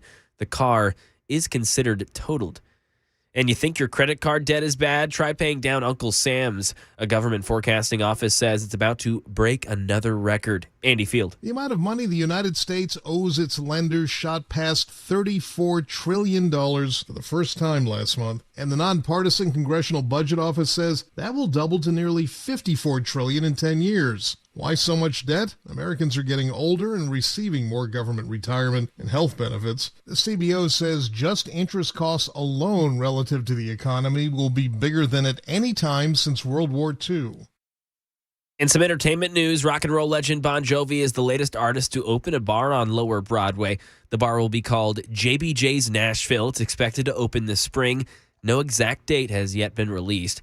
The report says JBJ's Nashville will be at 405 Broadway. It's the old Merchants location. And that is the latest news. Traffic and weather next. I'm Mac Maury, WTN News.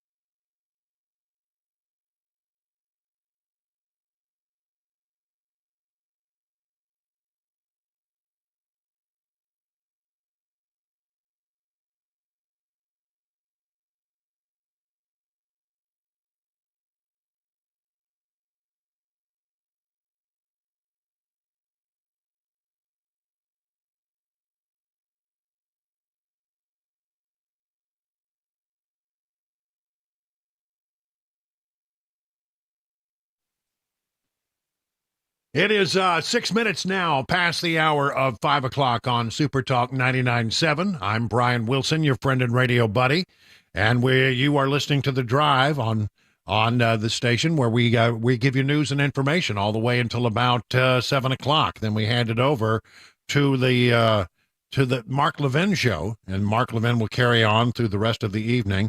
That's right. We want to make sure that you are here and you're well informed, and we got all kinds of people who will keep you going while we're in the process of doing our daily duties here. Okay, so we are waiting to come in contact with the Speaker of the House. I'm talking about Cameron Sexton. He is supposed to be with us here any moment now, and we're waiting for that phone call and that connection to be made. So let me just send a little note here. Okay. We're good? Good. All right, good. Joining us now is the Speaker of the Tennessee House, Cameron Sexton. Mr. Speaker, good to have you with us here on The Drive this afternoon. Yes, sir. Thank you for having me.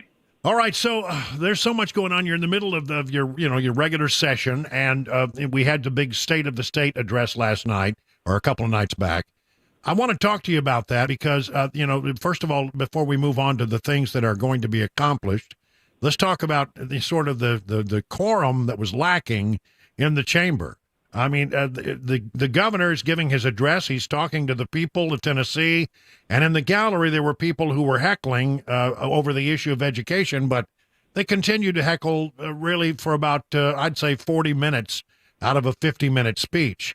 So what was going on there? And many people have asked me, so I ask you, why was there no attempt made to remove those people from the gallery? Well, I mean, look, there's various situations. And so, they were trying to interject short statements during the governor's speech on various things. There were people on both sides, and some of them were holding signs. And, we had talked to the governor, but, the essence is it's a little different than normal session. It was a live speech. It was on TV. It was live. And so we tried to do everything we could to allow the governor to continue speaking. I think he handled it well. And then at one point, I think there was an individual who stood up in the balcony and told those individuals to quit interrupting the governor and let him speak. And I think what has come out of it is the level that people now should be able to see of the individuals who come there who don't have respect, who show disrespect and lack of decorum, and wouldn't sit there and just listen to what the governor had to say. They wanted to become part of the story. And once again, I think they were there wanting to be thrown out, and they wanted to be the martyr, and they wanted to show and disrupt. And if we did remove them, which we would have if it would have gotten to a certain level, obviously, but it didn't rise to that level, and the governor handled it well. And so now the public gets to see exactly what those individuals were doing, and some of those individuals were in the ticketed seats that were given to the Democrats. And so we do know that as well, that they were ticket holders that the members of the Democrat caucus gave tickets to. I got the impression, though, that many of the Democrats in the chamber were not pleased this was happening. Well, they know it's a bad look. I don't think they liked it, but once again, they gave, I think on the left side, 4 or 5 tickets were theirs of the people who were standing up trying to heckle. And so, I mean, it's on them too. They need to be better aware of who they give tickets to, because it's a bad look on them. Well, I don't want that to be the focus, because it was a good speech. There's a lot in there, a lot of meat. Of course, school vouchers is the thing that everybody is focusing on right now. That's the big request from the governor. He calls them freedom educational scholarships. Other people call it school choice or school vouchers, where the money follows the child. If the child is found themselves in some kind of school that's not performing, that they would eventually, every student would have the right to, apparently, if this thing goes forward, have the ability to move on to a different kind of school and find something that did work for them. I'm getting the impression that what you got from the governor is sort of a bare bones proposal with a lot of meat that needs to be put on it. Do I have that right? Yeah, you do. I mean, the proposal what we do know is the scholarship is not your typical voucher, because It's outside the TISA funding. He's funding it through another appropriation to the tune of $142 million. So the money wouldn't follow the child. But what we're trying to do with the legislation is we're working with groups, interested groups and educators and other groups, because we want to make this not just about choice, but about freedom and autonomy in public education. So, look, one of the things that we do know is you can have good quality public schools and continue to invest, and you can also have choice. Parents need to have choice and make the decision that's best for their child. And so the other aspect in what we're trying to do is we should not be treating schools that are performing well. Like, for example, if you're in Williamson County, your schools are a whole lot better performing than Davidson, but we treat both of them the same and act like that Williamson County school is as bad as the Davidson County school. So one of the things that we're trying to work through is how to give more freedom and autonomy to the school districts who are performing and allow them to operate more like a private school. And we think that's the right direction, and that's going to take a little time to work out. All right, so that's what I'm getting at. I have a feeling that what the governor's asked for is sort of, as I said, bare bones, and that there's going to be a lot of amendment process and working through a lot of areas. And throughout the process, the hope is you can get something that can pass both the House and Senate. How much amendment will there be to the governor's proposal? Well, so the governor just proposed, as you said, bare bones. And so, we're working with him and working with the Senate, and hopefully we come out with one big amendment based on what we can all agree on. And so you don't have, 15 amendments that you're looking at. I think we're really close. We've been working hard at it, and, it's a totally different change. But the interesting part is everybody wants to not focus on the freedom and autonomy for the public schools. They want to focus on the choice. But here's what I would challenge anybody who says that they're against choice. Right now, no one complains if a wealthy family takes their child out of a public school and puts them into a private school. It's almost like, well, that's fine. That's not a problem. But now all of a sudden, when you say those families who do not have the means but want something different for their child, when we give them back their tax dollars, because they're not it's not state dollars, it's their tax dollars. When we say we want to give that money back and they can choose what school's best for their child, all of a sudden when we give the opportunity to those that don't have the opportunity, now you're destroying public schools. I think that is such a bad argument for the other side of the aisle and others who are opposing choice, of just saying, well, it's okay for wealthy people, but not everybody else. Yeah, I think you're exactly right. So it sounds like, the governor went out of his way to say, just because we're doing this and we're making this available, we're going to try to make this available, doesn't mean that we're not also going to support public schools. He said you can do both. And so I wondered, does that mute the criticism of the program and the idea of giving choice to some students and to some parents, or are there just people out there who are so against the concept of giving people choice and going to private schools that you're just going to always have a lot of blowback on something like this? You're always going to have people who oppose it, right? But let me throw out a fact that I didn't really realize until at the end of last year when I went to Washington, D.C. I went to the Washington, D.C. school district, which is... I'm sorry. You broke up there. Say that again. You went to Washington, D.C.? I went to Washington, D.C. to the school district. Okay. And they are the bluest city in the bluest area, and they have full choice. They have school vouchers in Washington, D.C. And what they have seen is not what the argument is. They haven't seen traditional schools decline. They haven't seen traditional schools' population decrease. They've seen the population increase in the traditional schools. They have seen the traditional public schools improve because now the parents have the capability of going to a public school that's traditional, going to a charter school, homeschooling, or taking their money and going to a private school. And what that superintendent told me is it has not destroyed education. If anything, it has enhanced the education and the opportunities for those students. Well, and exactly, it makes the public schools better because they know that if they don't do better, they're going to lose student body and funding. And so it forces them, as competition always does, to be better. You're exactly right. And if you feel like your child is getting what they need in that school system, you're not going to pull your child out. And even if the $7,000 doesn't cover something, you're going to do the best to keep them in the school that fits what they need. But it's the family's tax dollars. We should empower the families to make the best decision. And sometimes it's not based on academics. It's based on other aspects for that child. And so we should give every opportunity for every family to have an opportunity that makes the best decision for their child. It's that simple. The problem is the left wants to argue that you're going to do this and you're going to do this, all invalid arguments, when all you're really trying to do is empower the families to figure out what is best for their child.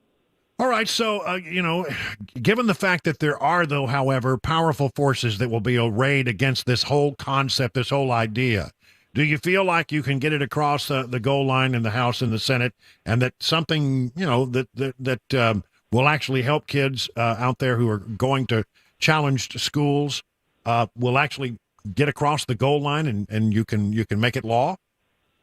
I'm very hopeful by it. We've had a lot of conversations with members and with groups, and I think when we come out with the overall plan, which, as I said earlier, includes freedom and autonomy for public schools that are performing well, something that people aren't looking at. There's people who voted against the previous ESA program who are now engaged in this conversation, and they see us doing something different that no other state has done. And so we are trying to move the state forward in education. We can do it. I hope that when we get something to the House floor, that we can get over 70 votes. We'll see. That's the goal. Can we achieve it? I don't know. Hopefully we can. Well, listen, I got to tell you, I think it is the big challenge for the state, and I'm glad to see it being addressed in this way. And by the way, you mentioned that story in Washington, D.C. I witnessed that. When I lived there, I saw it. And so you're exactly right. It really did improve the situation for a lot of kids. They were spending a lot of money there, but not really getting any results. And then when choice came in, it forced them to be better. And it really does force some of these school districts, I think, that are not performing the way they should perform, aren't getting the job done, aren't educating the kids to be better, or else that you'll lose all of your student body. So there you go. I want to give you a chance to lay out the other things that you think are going to be really important in the rest of this session, the things that you were looking forward to turning into law that will help the people of Tennessee. Yeah, we're focusing a lot on criminal justice stuff. There's a bill Leader Lambert has on a criminal being declared incompetent and trying to fix that loophole in the law. We're still looking at the involuntary commitment statute. The biggest thing, too, is we have a constitutional problem, a state constitutional problem on bail. Right now in the state, the Constitution says you can only deny bail for a capital offense, which is first-degree murder. But we also know that there's violent criminals out there committing multiple crimes, and there's nothing we can do to deny bail. You have to give them bail. And so we want to propose, and we're going to propose a constitutional amendment that says we're going to give the DA and the judge the discretion to deny bail to individuals who are violent criminals. And we're going to lay out what those violent criminals look like and what that is and give them the tools. And so all law enforcement supporting it. We talked to the DAs, they're supporting it. We even have bipartisan support from the other side of the aisle. There's a few soft on crime groups who don't like it, which is normal. But we have to give the judicial branch more tools to keep the violent criminals in jail and not make bail and go back out and continue to victimize people. All right, sounds good. Well, Mr. Speaker, always a pleasure. Thank you for dropping by the drive this afternoon. We really appreciate it. Thank you. Thanks, Brian, for the time. Right. You bet. It is now 20 minutes past the hour of 5 o'clock on Super Talk 99.7.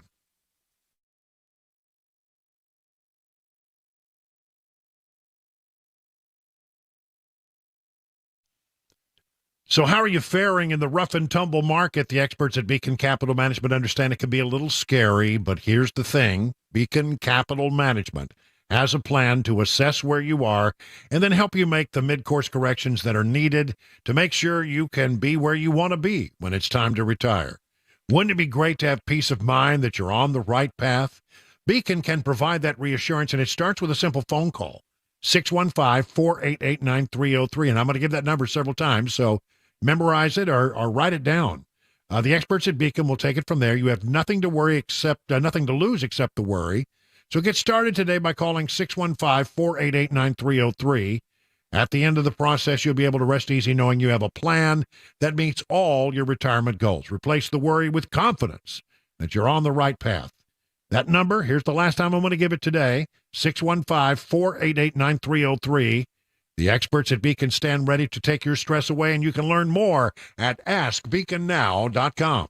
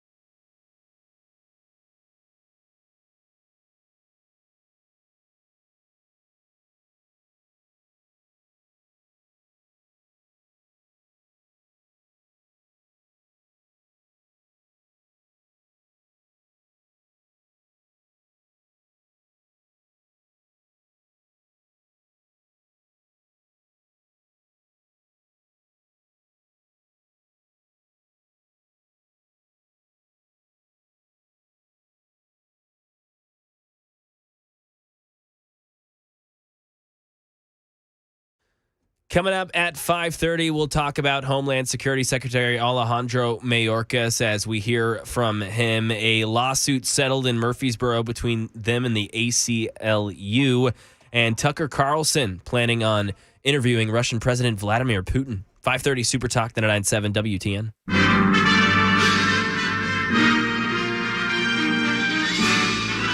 Spanning the globe to bring you the constant variety of sport. The thrill of victory and the agony of defeat. That's right. It's time for Mac Maury's Wide, Wild World of Sports. Something like that. It's something we do every day. We ought to really figure out what the name of the thing is. And now here is the host of your program. You know him, you love him, you can't live without him. The one, the only, Mac Maury, ladies and gentlemen. Oh, and the crowd goes wild. The host of a program that may have a name, we just don't know it for sure. It changes day to day. Exactly. It's better than no name at all. That's true. I think the name of it is Mac Maury's Wide, Wild World of See, Sports. I like that. Yeah, I like that wild thrown. Well, we have to put the wild in there, or there could be all these problems. ABC would sue us. We don't want to get lawsuits. We don't want to get lawsuits. That's right. All right. So what's on tap for today? So two things. One, a quick update on, I figured we'd start with Tennessee as some new information came out with them and their lawsuit against the NCAA as we covered last week. With all concerning name, image, likeness rules, the NCAA came. NIL, that's right. NIL, they came last week and they basically were saying, hey, Tennessee, hey, Virginia, you guys have been violating these rules. And Tennessee and Virginia both came back and said, well, you changed all these rules. Actually, before this, you told us that we were doing great. And now you're trying to fine us. Now you're trying to reprimand us and give us these consequences. So basically, a judge yesterday kept in place for now the NCAA's rules prohibiting NIL compensation from being used as a recruiting inducement, denying a request for a temporary restraining order by the states of Tennessee and Virginia. So right now, we're staying kind of where we are, staying stagnant. But as I read this case, it seems like both Tennessee and Virginia have a good case, and it seems like it may go their way. Well, that'd be great. Yeah, which is a lot of people are thinking it's sort of a knucklehead lawsuit, actually. Yeah, but I mean, you're changing the rules midway through. I mean, what do you can't really do that. No, and you haven't really greatly defined them, and now you're trying to serve all of these consequences. And I think the reason the NCAA kind of is starting to walk it back a little bit is because they went, oh, wait, these guys are going to clap back. These universities are not going to be happy with this. We're going to start a domino effect, and it's not just going to be Tennessee and Virginia. Soon it's going to be Alabama. Then it's going to be, just keep going down the line. So hopefully we get to see some good news there for Tennessee, as they've kind of been in the headlines for NIL and for recruitment violations now 2 seasons in a row, and you don't want any school that you root for or that you're associated with in those sorts of headlines. Right, of course. All right. What else we got? Well, some news came out today about a legendary coach that we covered the day that he retired, Nick Saban. It now came out today. He is going to go to ESPN. He will be on College Game Day starting this fall. Every Saturday, you can see good old Saban on your TV in the morning, which I think is really exciting, not necessarily surprising. We've seen him do TV before over the years. He's just so good. I mean, he's natural.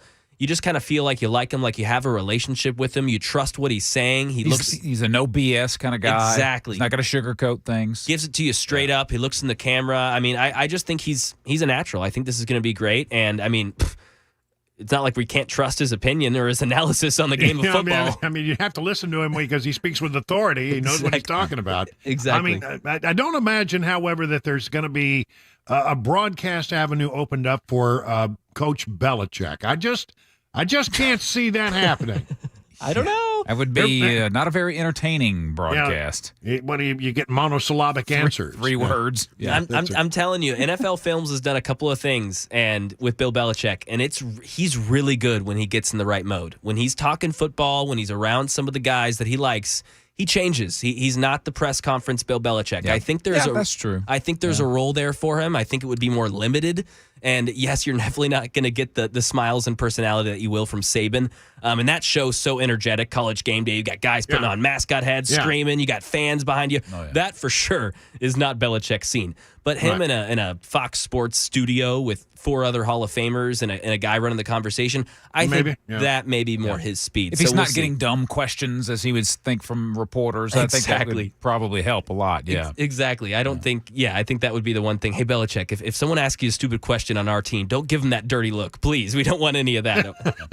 Going back to Saban real quick, though, do you think that with this announcement, is he replacing Lee Corso? Is Corso done, you think? Oh, man, that is going to be, because his health has just not been good, and the times that he was on it this season, you could tell that he just... And that's been a conversation for years now, Chris. It feels like, man, Herb Street's really having to hold Corso's hand each time, every second, just saying, okay, this is what he meant to say. This is actually what he was trying to say. So I hope so, not because I don't have love and admiration for Corso, but no one wants to see anyone like that. Yeah, exactly. It's time. Yeah, there's nothing sadder than when it gets to the point when somebody lingers too long on the stage. I remember watching in D.C. Sonny Jurgensen, great quarterback, but he was doing analysis, and he was all you really got from him was something. When it was that was about all you got at him in the last 2 seasons. Yeah. And they finally had to say, Sonny, I'm sorry. We need to move on. It's time. It's hard. It's hard because, these people have been around for a long time and you want to pay them due respect, but there does come a time. That's right. Mm-hmm. Well, anyway, it's time now to put away our sports hat, put on our news hat, which is a lot different than our sports hat. It's a different color. It's a different color and everything. It's time for the news on Super Talk 99.7.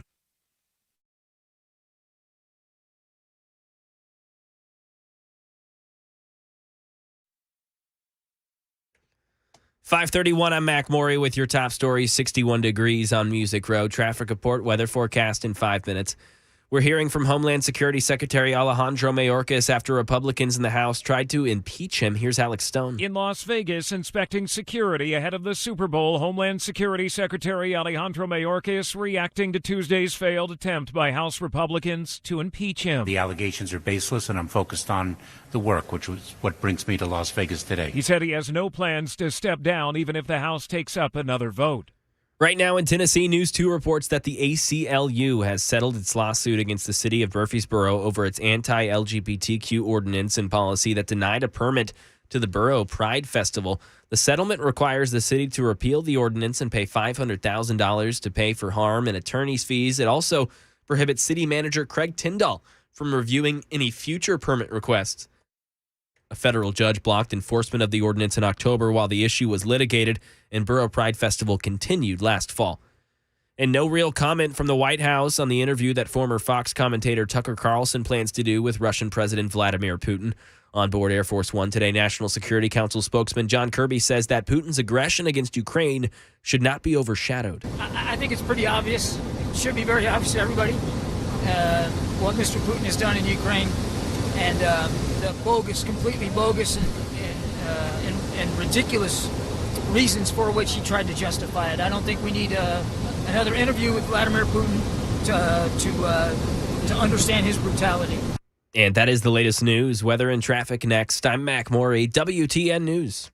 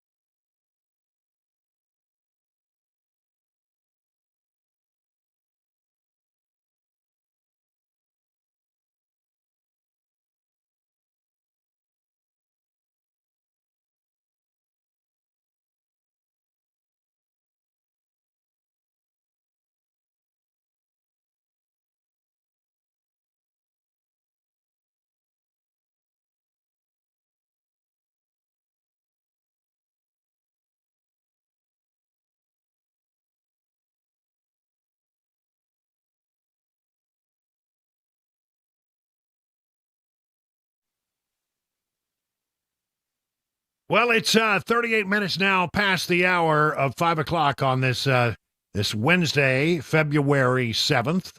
Boy, it was a nice day today. It's still 65 degrees outside. I mean, that's nice. Yeah, it's lovely out. It's almost dark, you know. I know. We call it February, but apparently I did not know there's another name for it. What's that? Well, according to the Hallmark Channel, it's not February, it's Love-uary. Oh, that's original. Yeah.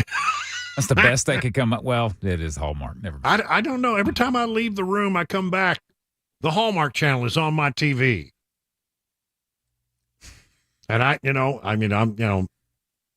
little of that goes a long way with me. Yep. Are the Valentine's Day movies just like the Christmas movies? Yeah. Surprisingly, they're the same. There's usually, it seems like, okay, there's a festival, some kind of Valentine's Day festival going on, and somebody gets stranded in town and ends up getting involved in the festival. Usually the woman, she's in town and like her car breaks down or something, and she's stuck in there. She has to participate, gets talked into participating in the festival, falls in love with a little town, and incidentally, some guy. Yeah, who owns the shop on the corner or something? That's right. Yeah. And then or there's sometimes the poor girl gets brought in because the prince of this very eclectic and very rich country, this handsome prince needs help with his children or something. I mean, it's always the same. You know what they probably do? They probably film these movies at the same time. Like they'll film a scene with fake snow everywhere and everyone's wearing toboggans and jackets and stuff. And then they'll say cut, and then they'll change clothes and pull out this fake snow and they'll put on a T-shirt, and then they'll film the exact same scene again for I guess that's what happens. I don't know. Just change the set decor. Just remember, it's not February, it's Love-uary. Okay. So I think I'll just come on and say every day, it's Love-uary 7th, ladies and gentlemen. Love-uary. All right. Let's talk about the situation with regard to the border. I mean, this is so complex. I hope that I'm getting across how complex this is, because basically, let's understand that there are various factions within Washington right now. There's a great number of people, Republicans, conservatives, who want to see something done about the border. All right.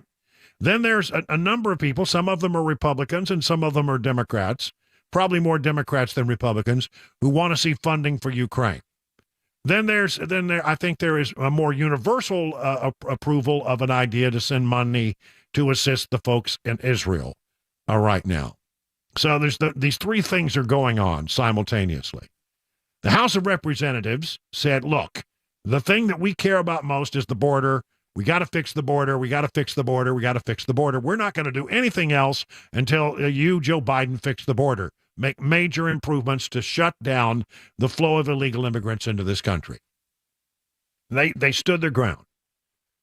So, the White House gets together, not with the House of Representatives, which would, of course, made a great deal of sense, but with a few senators, and they get behind closed doors, smoke-filled rooms, and they come up with some kind of proposal that does all three things. They say it would provide border security. They say it would give money to Ukraine, it would give money to Israel, and also Taiwan. And so, they didn't want to reveal it, and when they revealed it, it turns out a lot of people looked at this and they say, you know what, this doesn't get it done on the border at all. This is way short of what we need. The Speaker of the House said it's dead on arrival. It's not going anywhere. And then, the people who negotiated the deal, they tried hard to get it across the goal line, but it just died in the Senate. Anything that's hard in the Senate takes 60, not 50 votes, 60, because, there's always the threat of a filibuster in the Senate, and to overcome a filibuster, you have to invoke cloture, and to invoke cloture, you need 60 votes. So you need 60 votes to do anything that's even the least bit controversial in the United States. Hard things take 60 votes. It's the way I always sort of shortcutted it when I was trying to explain it on a daily basis. They couldn't even get close. They got 49 votes today. There were very few Republicans that voted for it. I mean, only a handful. And there were a handful of Democrats who voted against it. So there you have it. You know, it was one of these things where you're going to have you got to have 60 votes. You couldn't come close. 49 votes in favor of it. It dies. It dies a hard death. So, you know, where we stand today is, you know, nothing is being done to solve the problem on the border. There is no money being thought about right now for Israel or Ukraine, although that I think they're going to try to put through some standalone legislation to see if they can at least get that through. And in the meantime, there are hard feelings all over the place. And ironically, it may actually end up bringing some big changes. I'll talk about that in just a moment. Let's start here. Here's Chuck Schumer, the minority leader of the Senate. Before the vote today, where it went down in flames, he said, you know, listen, this is going to reveal, in his opinion, exactly who is in favor of fixing the border and who is not. They vote against border. America will know who is for fixing the border and who is not. Well, I don't think that's true at all, quite frankly, Chuckles. I don't. I just don't think it is. I think what this shows is that you could not come up with a proposal that would actually fix the situation. You know, it wasn't a good fix. It wasn't a good fix at all. Senator John Kennedy said, you know, look, the problem with the bill, from his perspective, was that it really gave the president a lot of leeway, and he doesn't trust the president. This bill would have required President Biden. It was given him enormous discretion. And I don't think he cares. And when somebody acts like they don't care, sometimes it's not an act. The president had emergency powers if he chose to use them. Yeah, no, listen, I'm telling you, everybody that I've talked to that I have a lot of respect for, and my own understanding of the situation is we could change this, or Biden could change this just like that. I mean, it wouldn't take a hot second for him to change it. He simply has to retract the 94 executive orders that he issued shortly after becoming president. He's not going to do that.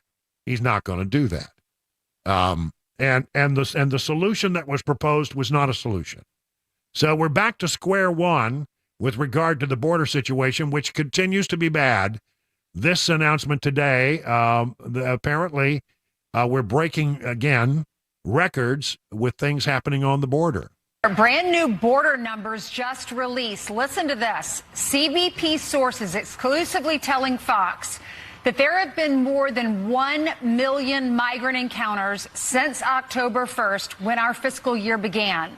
It is the earliest this milestone has ever been reached. So understand that, the government operates on a fiscal year that begins October 1. So since October 1, there have been 1 million immigrant encounters. And what is it? It's February. So that's October, November, December, January, February, 5 months. Already reaching 1 million. That's the earliest they've ever reached that point. So it tells you the situation is still pretty dire down there on the southern border.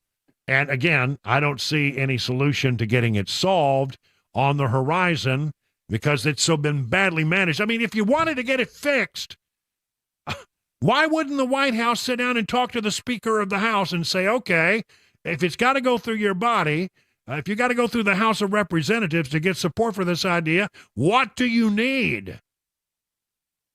And what they needed was, a stay-in policy, Mexico, and the reversal of some 94 different executive orders that have come out from the White House with regard to the border that had an impact that we don't like what we see.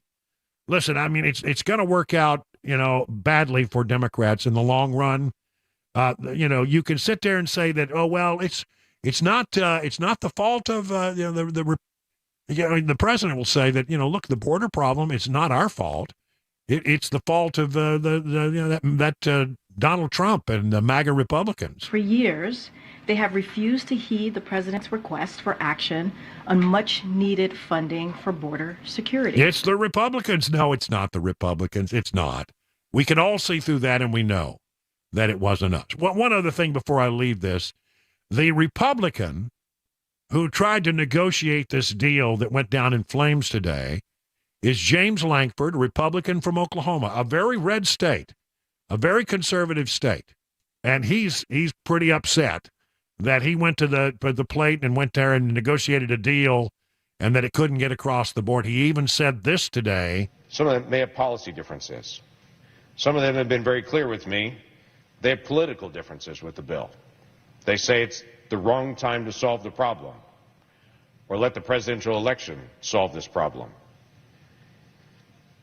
In fact, I had a popular commentator 4 weeks ago that I talked to that told me flat out, before they knew any of the contents of the bill, nothing was out at that point, that told me flat out, if you try to move a bill that solves the border crisis during this presidential year, I will do whatever I can to destroy you. Because I do not want you to solve this during the presidential election. By the way, they have been faithful to their promise and have done everything they can to destroy me in the past several weeks. Well, who's they? And who is the popular commentator? He doesn't say. Oh, well, listen, a lot of bad feeling. By the way, at one point, it was so ugly, and there was a meeting last night, or a couple of nights ago, up on Capitol Hill, of U.S. senators behind closed doors to talk about what the strategy was going to be. And apparently, reporters standing out of the hall said they heard shouts and screaming at they were screaming at each other. Republican senators behind closed doors yelling at each other about this. Some people say it may be the thing that topples Mitch McConnell. And, not necessarily having to be a bad idea. There's a story out there today saying this could be the thing because a lot of Republicans feel like this has been badly managed by Mitch McConnell, and they're ready for something new. Now, on to this other thing. As we were with you last night about this time, you know that there was a vote in the House to impeach Mayorkas that failed.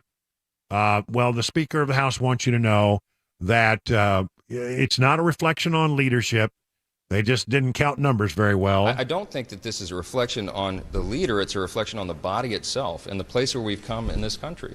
Look, the nation is divided.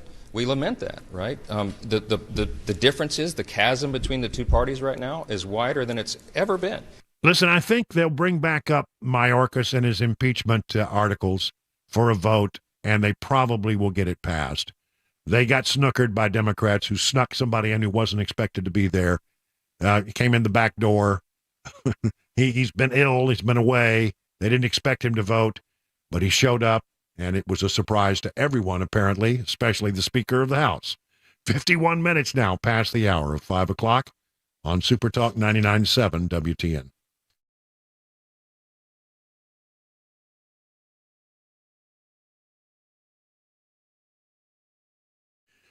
Valentine's Day is coming. If you're looking for a thoughtful, romantic gift for the one you love this Valentine's Day, 2 words, Genesis Diamonds. Maybe it's a simple pendant or an exquisite one-of-a-kind designer ring.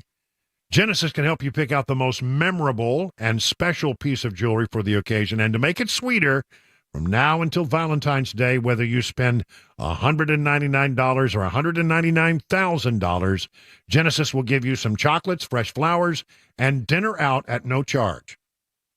This is a great deal, guys. It's one-stop ultimate Valentine's experience. When you buy a piece of beautiful jewelry, they'll give you some chocolate. They'll give you some flowers from Jenny's Florists, and then they'll give you dinner at STK Steakhouse. I mean, a card for dinner at that place. That's swank, ladies and gentlemen. So stop wasting time. Get to Genesis Diamonds. They've got a spectacular collection of memorable romantic gifts. And right now, they're going to throw in chocolates, flowers, and dinner out at no extra charge. Happy Valentine's Day from Genesis Diamonds, Green Hills and Cool Springs.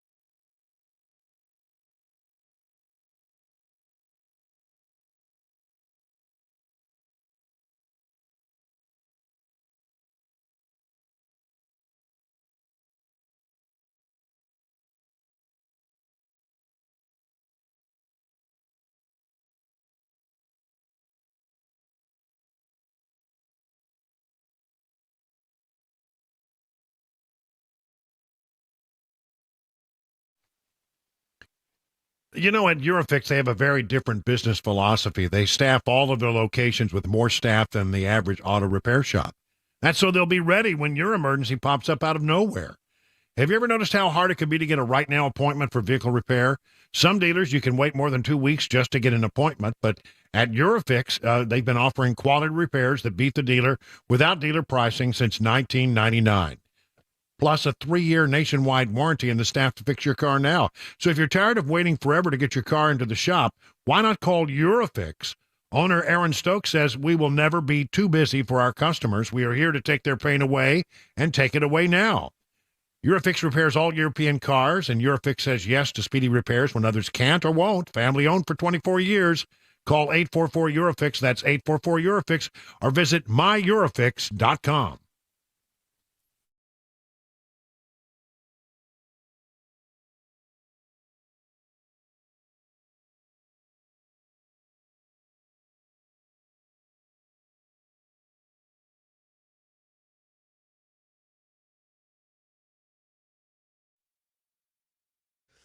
.601, I'm Mac Maury with your top stories. 58 degrees right now in Music City. Traffic complete weather forecast 5 minutes away. The bipartisan Senate effort to reform the nation's asylum laws and ramp up detentions and deportations has been filibustered. Lead Republican negotiator James Langford lamented the failure of a bill he worked on for months. Congress now facing whether to set aside the Republican demands for changes to border policy in order to provide funding for Ukraine, Israel, and Taiwan. Here's Republican Senator Josh Hawley today on why he voted against the measure. The bill allows for immediate expedited work permits for folks who are here illegally, and if it passes any indicator, over 80% of them will not qualify for asylum. So we're talking about millions of people who will get work permits right now. The effect on working wages from people who are here legally, either as immigrants or citizens, will be devastating. Meanwhile, on the other side of the aisle, Delaware Senator Chris Coons says, quote, I came to serve in the Senate because it's a serious place where people want to solve problems and help make the world better. A day like today makes it hard to believe in that. Crime in Tennessee, 43-year-old Terrence Boyd, a former employee at Monroe Carroll Jr. Children's Hospital at Vanderbilt, has been charged with statutory rape. Boyd's accused of raping a 13-year-old patient at the hospital in July of 2022.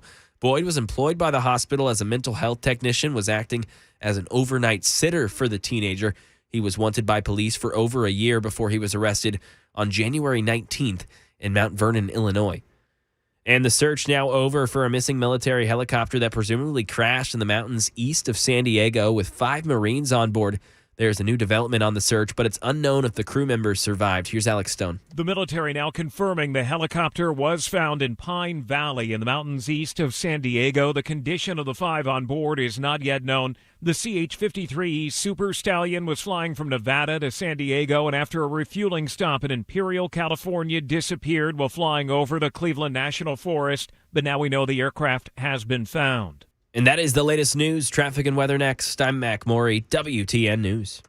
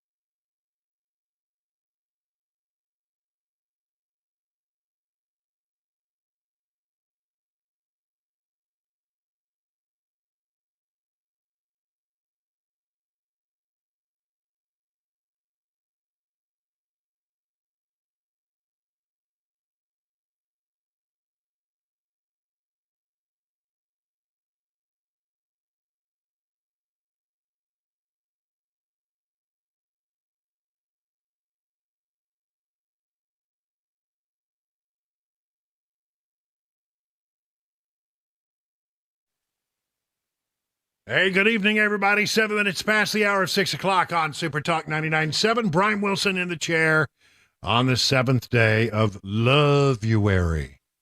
Well, I mean, I know it's February, but I mean, I see that on the Hallmark Channel, it's Love-uary.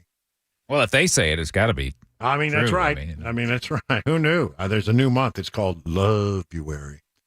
I don't want to tell this. I won't tell this story. I'll tell it another time.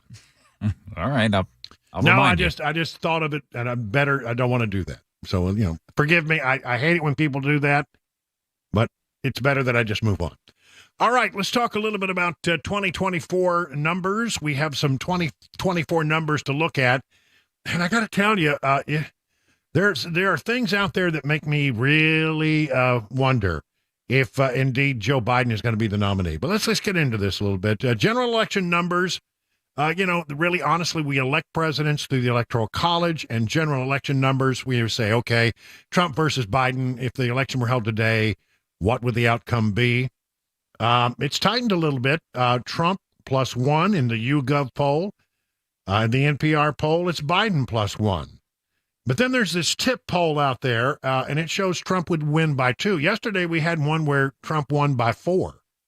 So, they're all over the place. I mean, none of these, we're talking about small margins, and all of this is pretty much within the margin of error. But one thing that stands true, it seems, every time we look at the numbers is they do it 2 ways. They do it, number one, okay, Trump versus Biden. How does it come out? And then they sometimes will go, okay, but it's, is it Trump versus Biden versus Kennedy versus Stein versus West and maybe, some others. So they do it as a 4-way matchup, which is probably more realistic, right?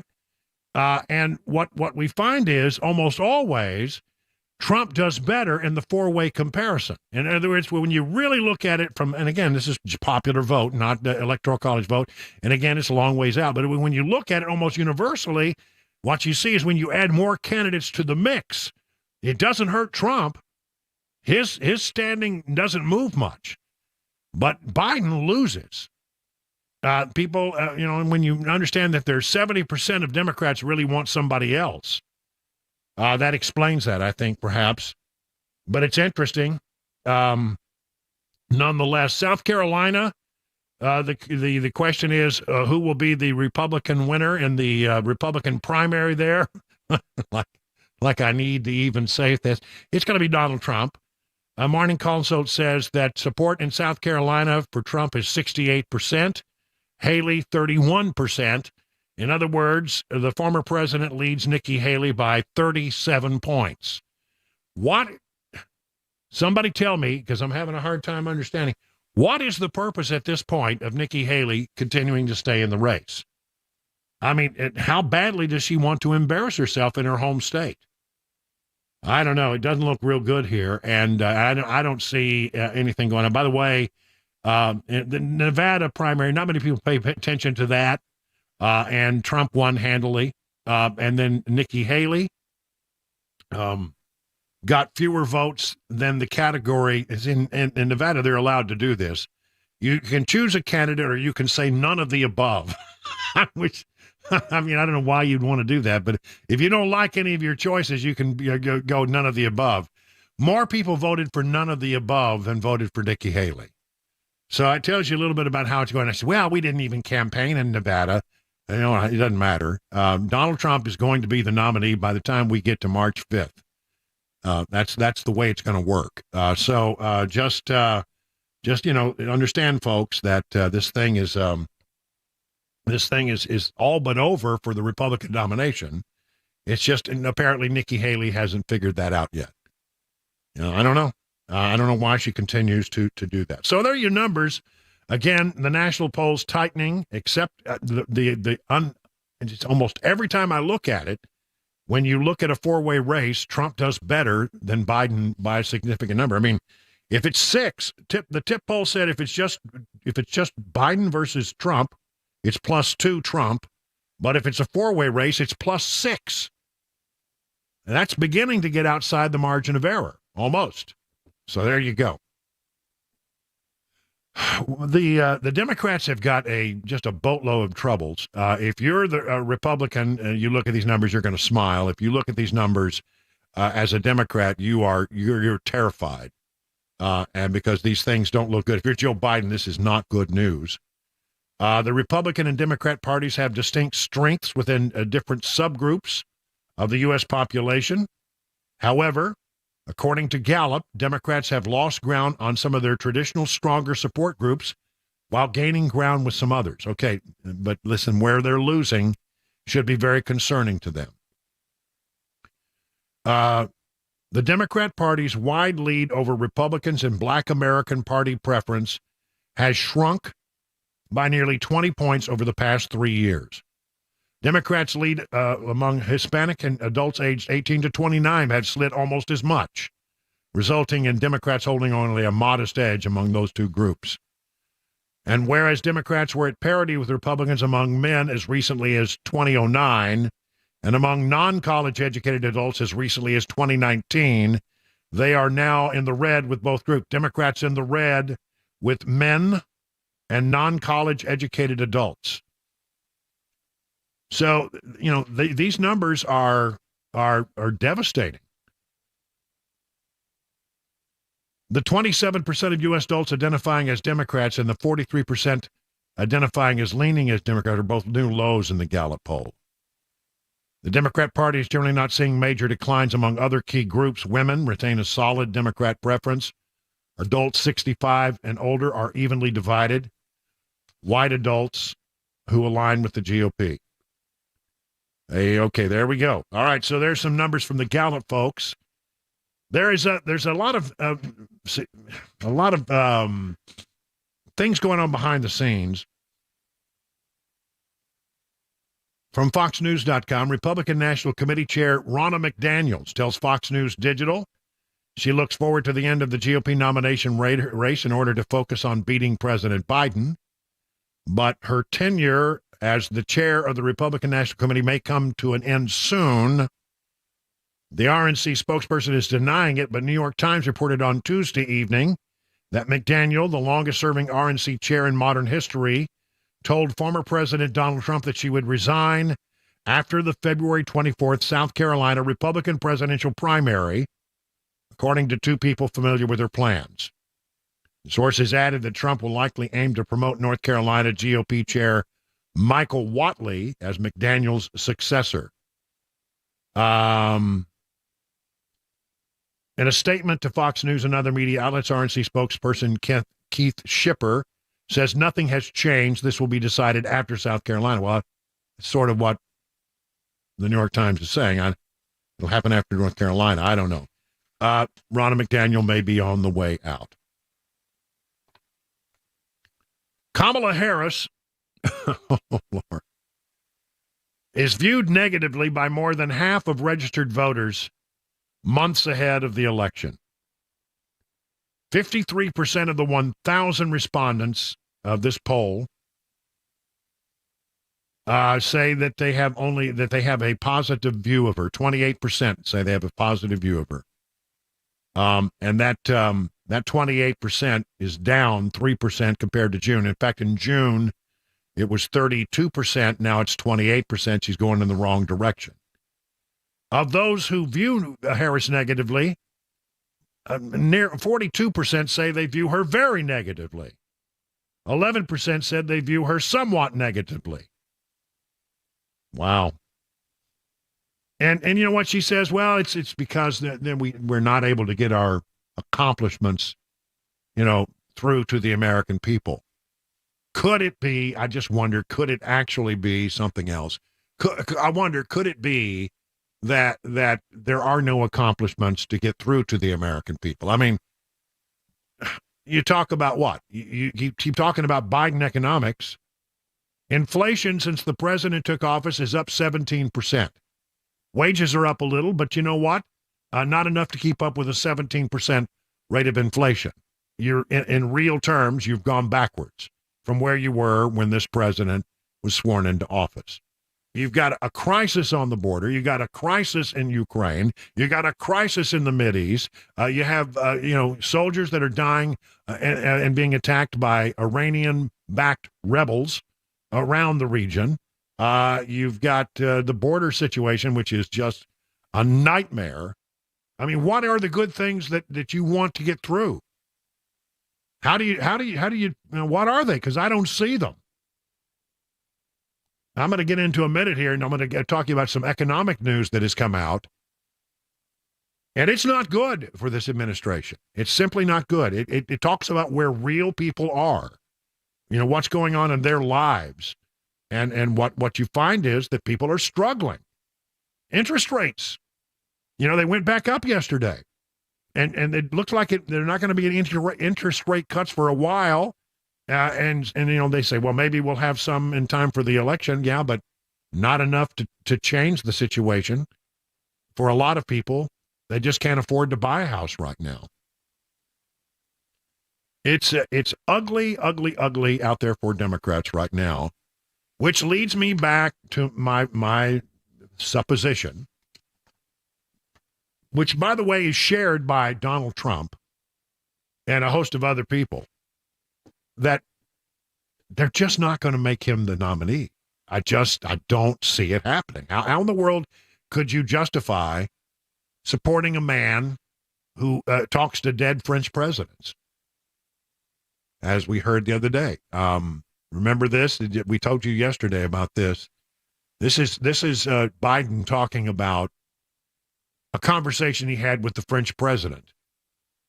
It was in the south of England. And I sat down and I said, America's back. And Mitterrand from France looked at me. Well, first of all, the French president, Mitterrand, well, more on that in a moment, but he at first thought that Mitterrand was from Germany. There's another problem with the fact that he mentioned Mitterrand. And said, what? Huh? What? Why, how long are you back for? Mitterrand's been dead since 96. I think he meant President Macron. And by the way, the German leader is Angela Merkel. Merkel, I mean, there's a lot of M's, I get you. Mitterrand, Macron, Merkel. It's hard to keep all those M names straight. But nonetheless, this was brought up at the White House by Peter Doocy. How is President Biden ever going to convince the 3/4 of voters who are worried about his physical and mental health that he is okay, even though in Las Vegas he told a story about recently talking to a French president who died in 1996? I'm not even going to go down that rabbit hole with you, sir. What is We're the going rabbit to hole? Go ahead. He said go he ahead. talked to Mitterrand. Go ahead. You saw the president in Vegas, in California. You've seen the president in South Carolina. You saw him in Michigan. I'll just leave it there. Go ahead. Go ahead. Yeah. Not going down that rabbit hole with you, sir. I'm going to remember that one. Next time I get a hot phone call from the program director, I'm just not going down that rabbit hole with you, sir. Duly noted. Moving on. It is 20 minutes now past the hour of 6 o'clock on Super Talk 99.7.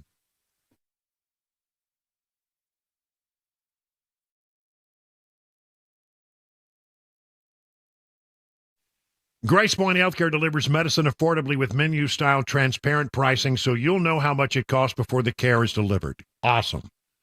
They have smart care plans. They start at $69 a month. You get unlimited office visits, free basic labs for the entire year. And because they treat whole families, even newborns, you can get a family plan as well. Now, the way this works is you marry that with a high-deductible insurance plan you might have. You can save you and your family a lot of money. At Grace Point, they take their time with each patient. They see you the same or the next day.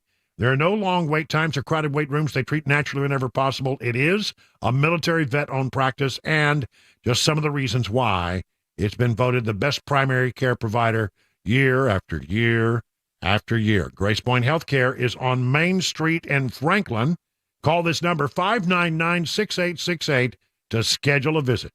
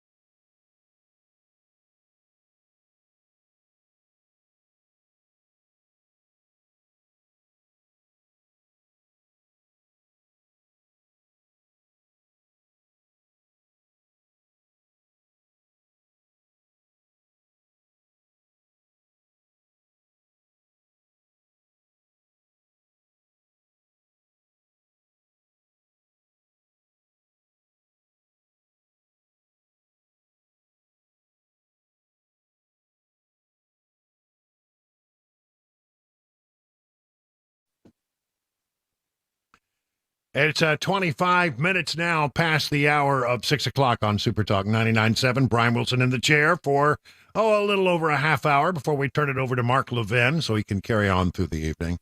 Well, Chris, as you can see here, I've obtained my latest copy of the Watertown Express. Ooh. It came out today, and it comes out every so often. This one will serve through the 20th of February, so our next edition comes out on the 21st of February. So, what is it, every 2 weeks, I guess. Yeah. We get a new Watertown Express. And I always pick them up down at the Mexican food restaurant when I go down there for inchies.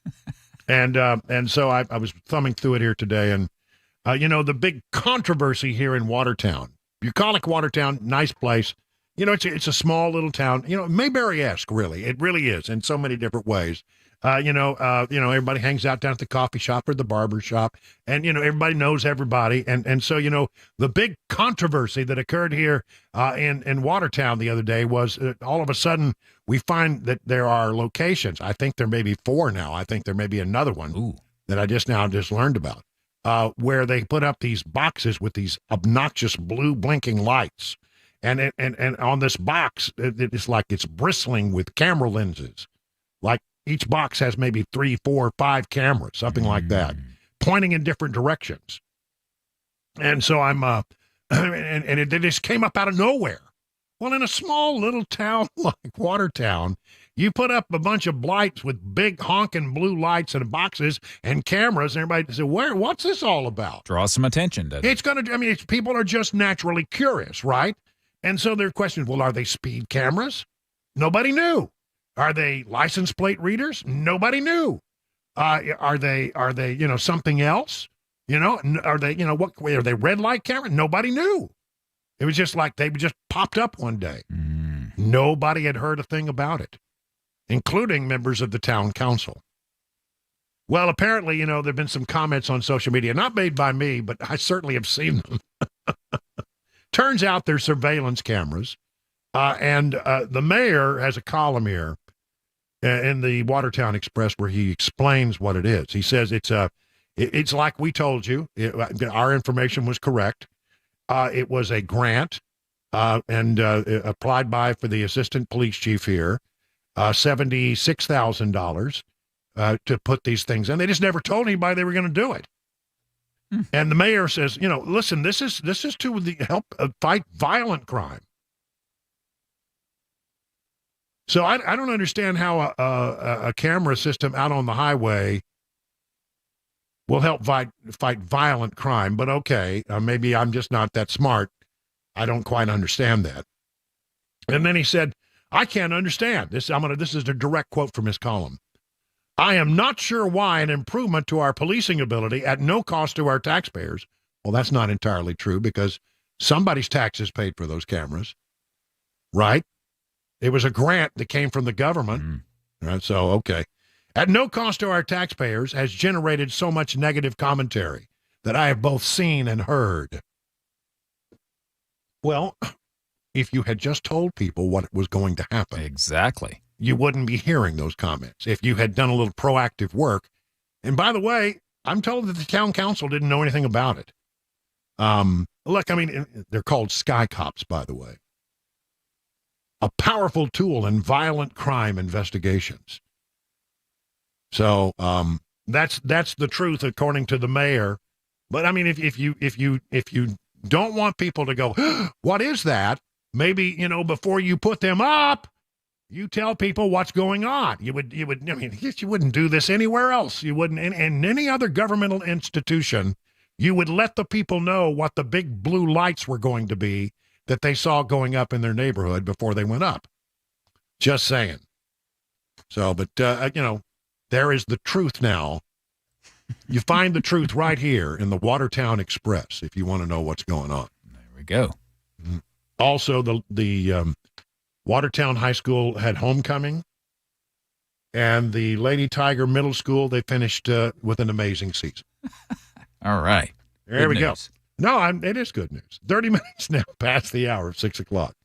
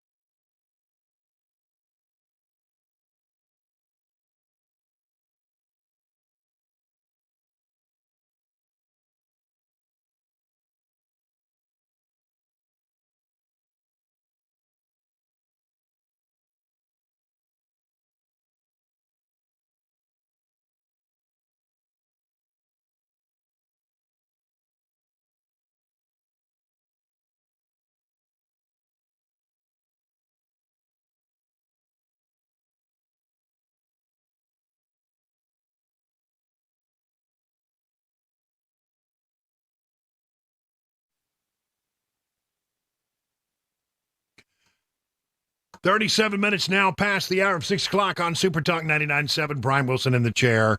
We're here for about, 20, 22, 23, 21 minutes, something like that. Math is hard. How many minutes are we here? We're here for about another 22 and a half minutes. 22 and a half minutes. All right. There you go. Thank you. I just should turn to you for all the hard math questions. No, don't do that. Hey, by the way, we've got an event coming up on March 5th, which is Super Tuesday. I have all the deets here. Another Super Talk live event, Super Tuesday, March 5th. This is cool. At the Nashville Palace, ladies and gentlemen. Woo!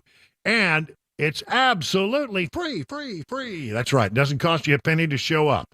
We'll be broadcasting live as the results come in on Super Tuesday. This probably is the day that Donald Trump clinches the Republican nomination. It's probably that. I think it's probably almost certain he will by then.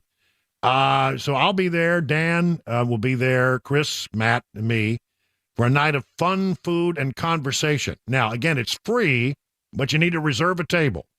You reserve your table online, and you're automatically entered into a running for a massive hot chicken and barbecue tailgate package that will feed 25 people. Or me. Or Ken Weaver. Ken Weaver. Oh, I can bet Ken Weaver would get me. He loves that hot chicken. Mm-hmm. It starts at 6. I'll be out there doing the show, I'm sure, beforehand. But then everybody will join in at 6. And we'll have a gay old time, as they say, or a good time. They don't say that anymore. We don't, but there's that. And then, if that weren't enough, and by gosh, don't you think it should be? If you're going to be in Wilson County on this coming Saturday, they're going to do the big home show out there at the fairgrounds. And I will be there from 10 till 2 at the Busy Bee booth. I always do this every year. I love to go out and hang out at the Busy Bee booth with William and William Matheny, and I'll be standing next to that gigantic bee mascot. I think you should just be in the costume. Then take off that. And everybody Surprise! Be like, Wilson, I didn't see you out there. Well, first of all, yeah, I saw you. There's no way in the world I could get into that costume. You'd have to have a new, much bigger costume. But they, the bee mascot will be there, and that's the real attraction. Then I'll be there as well. I believe I'm correct in saying that Dan Mandis will be there. I haven't heard what hours he's going to be there. Probably about the same time. So 10 to 2, come by, say hello. Cabana wife says she's going to be there early, and then she's going to go around and look at things that we can buy for our home. Oh, yeah, you'll leave there with quite a long list, I'm sure. Oh, honey, come here. And when I'm done at 2 o'clock, honey, come here. I want to show you some stuff. That's right. Bring your credit card. That's right. No, I always enjoy doing that. And people drop by me. People come, and so 10 to 2, I'll be there, Wilson County Fairgrounds, for the home show. Look me up at the Busy Bee booth. Just look for the big gigantic bee. It's standing right next to the big gigantic radio guy. All right, fair enough. There, got that taken care of. Joe Biden apparently said something the other day about Snickers bars, and nobody knew exactly what he was talking about at the time. Greedflation, shrinkflation. You see that article about the Snickers bars? Well, it's going to stop. America, we're tired of being played for suckers. So what in the world is he talking about? Shrinkflation and the Snickers bar. Well, apparently, he believes, and it may be true, I don't know. When you have inflation, right, and the cost of doing business goes up, the cost of goods and services that you need to produce your product goes up, and you could do one of two things.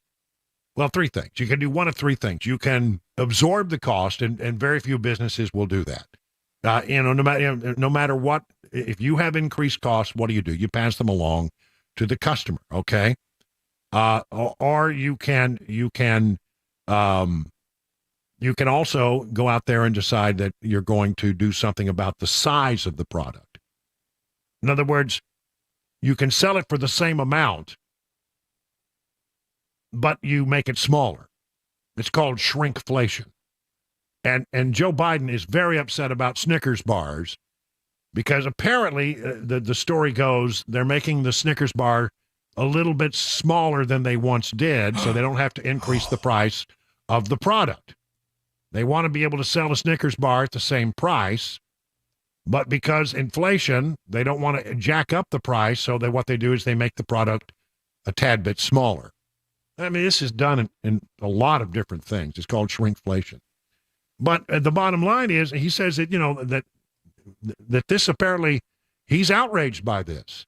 He said, how much you love sweets. Yeah, it's not Choco Chip, but I mean, Snicker bar, good Snicker bar is pretty good. But he's outraged by this, and he says, America, we're tired of being played for suckers. Well, I don't understand. It's just the way things are. You raise the price, or you make the product smaller. That's the only, or you absorb the cost. So what they've done is they've chosen to make the candy bar slightly smaller. I don't like it. I'd probably rather pay the extra money to make sure I'm getting my full-size Snicker bar. But one way or the other, every business has to make that decision. You increase the price, you shrink the product, or you absorb it. Nobody's going to absorb it, and they don't really want to jack up the price, so this is what happens. A lot of products do that. Soap products. You pay the same amount of money, but you notice, all of a sudden, it's maybe it's not concentrated as much as it once was. They throw in more water into the soap. Ooh. Or what else? What else can they make a smaller package. Or they leave the same package, but they don't put as much product in it. I mean, there's a lot of ways you can play this game, and it is played. But what is lost in all of this is that the reason that it's happening is economic policies have caused inflation to go up, and the companies are forced to make these very tough decisions. But what's he going to do? Is he going to take on what? That's the Mars company, right? Yeah, I think Snickers is made by Mars. What are you going to take on the Mars family about that they decided to shrink the size of the Snicker bar? As president of the United States, we're not going to have this anymore. They're not going to be playing me for a sucker. No, what you need to do is fix the inflation problem, so this is not required. America, we're tired of being played for suckers. Yeah, we were a sucker when we voted for you. I'll tell you that for sure. He says that he created 15 million brand new jobs. Not true. It was a huge number because people were returning from an economy after being locked down in COVID. He keeps saying that. We created almost 15 million brand new jobs. No, they were jobs that were out there that just weren't being filled because the COVID policies. That was a bad deal. So anyway, there's that. Now here we go.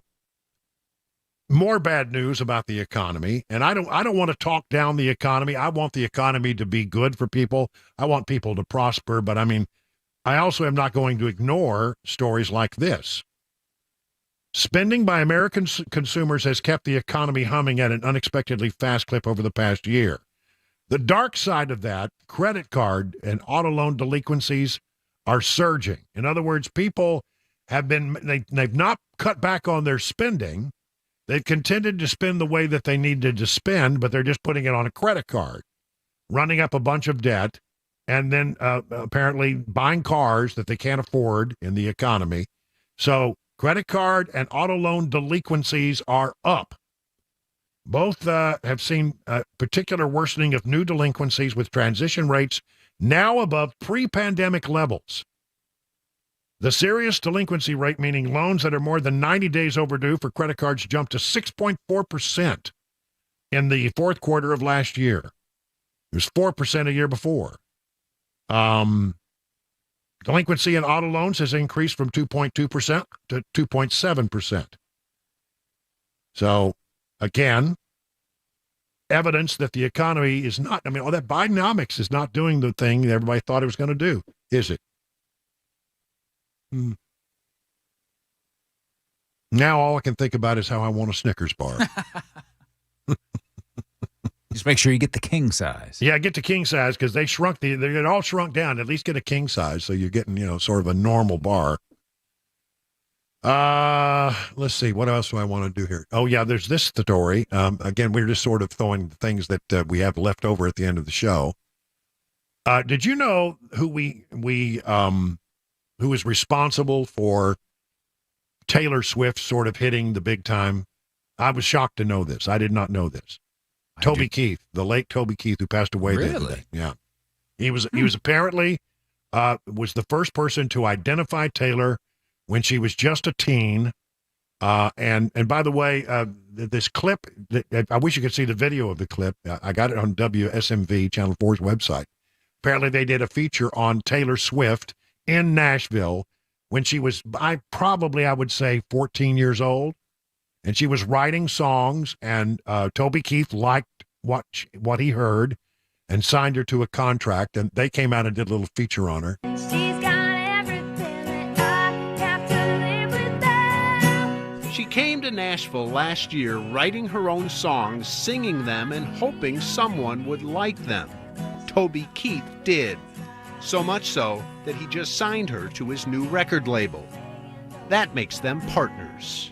You're in the room with him and you can feel it. There's a power there and you're just like, oh my God.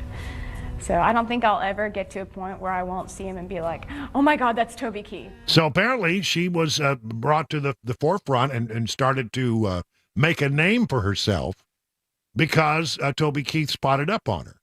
What is also being reported is that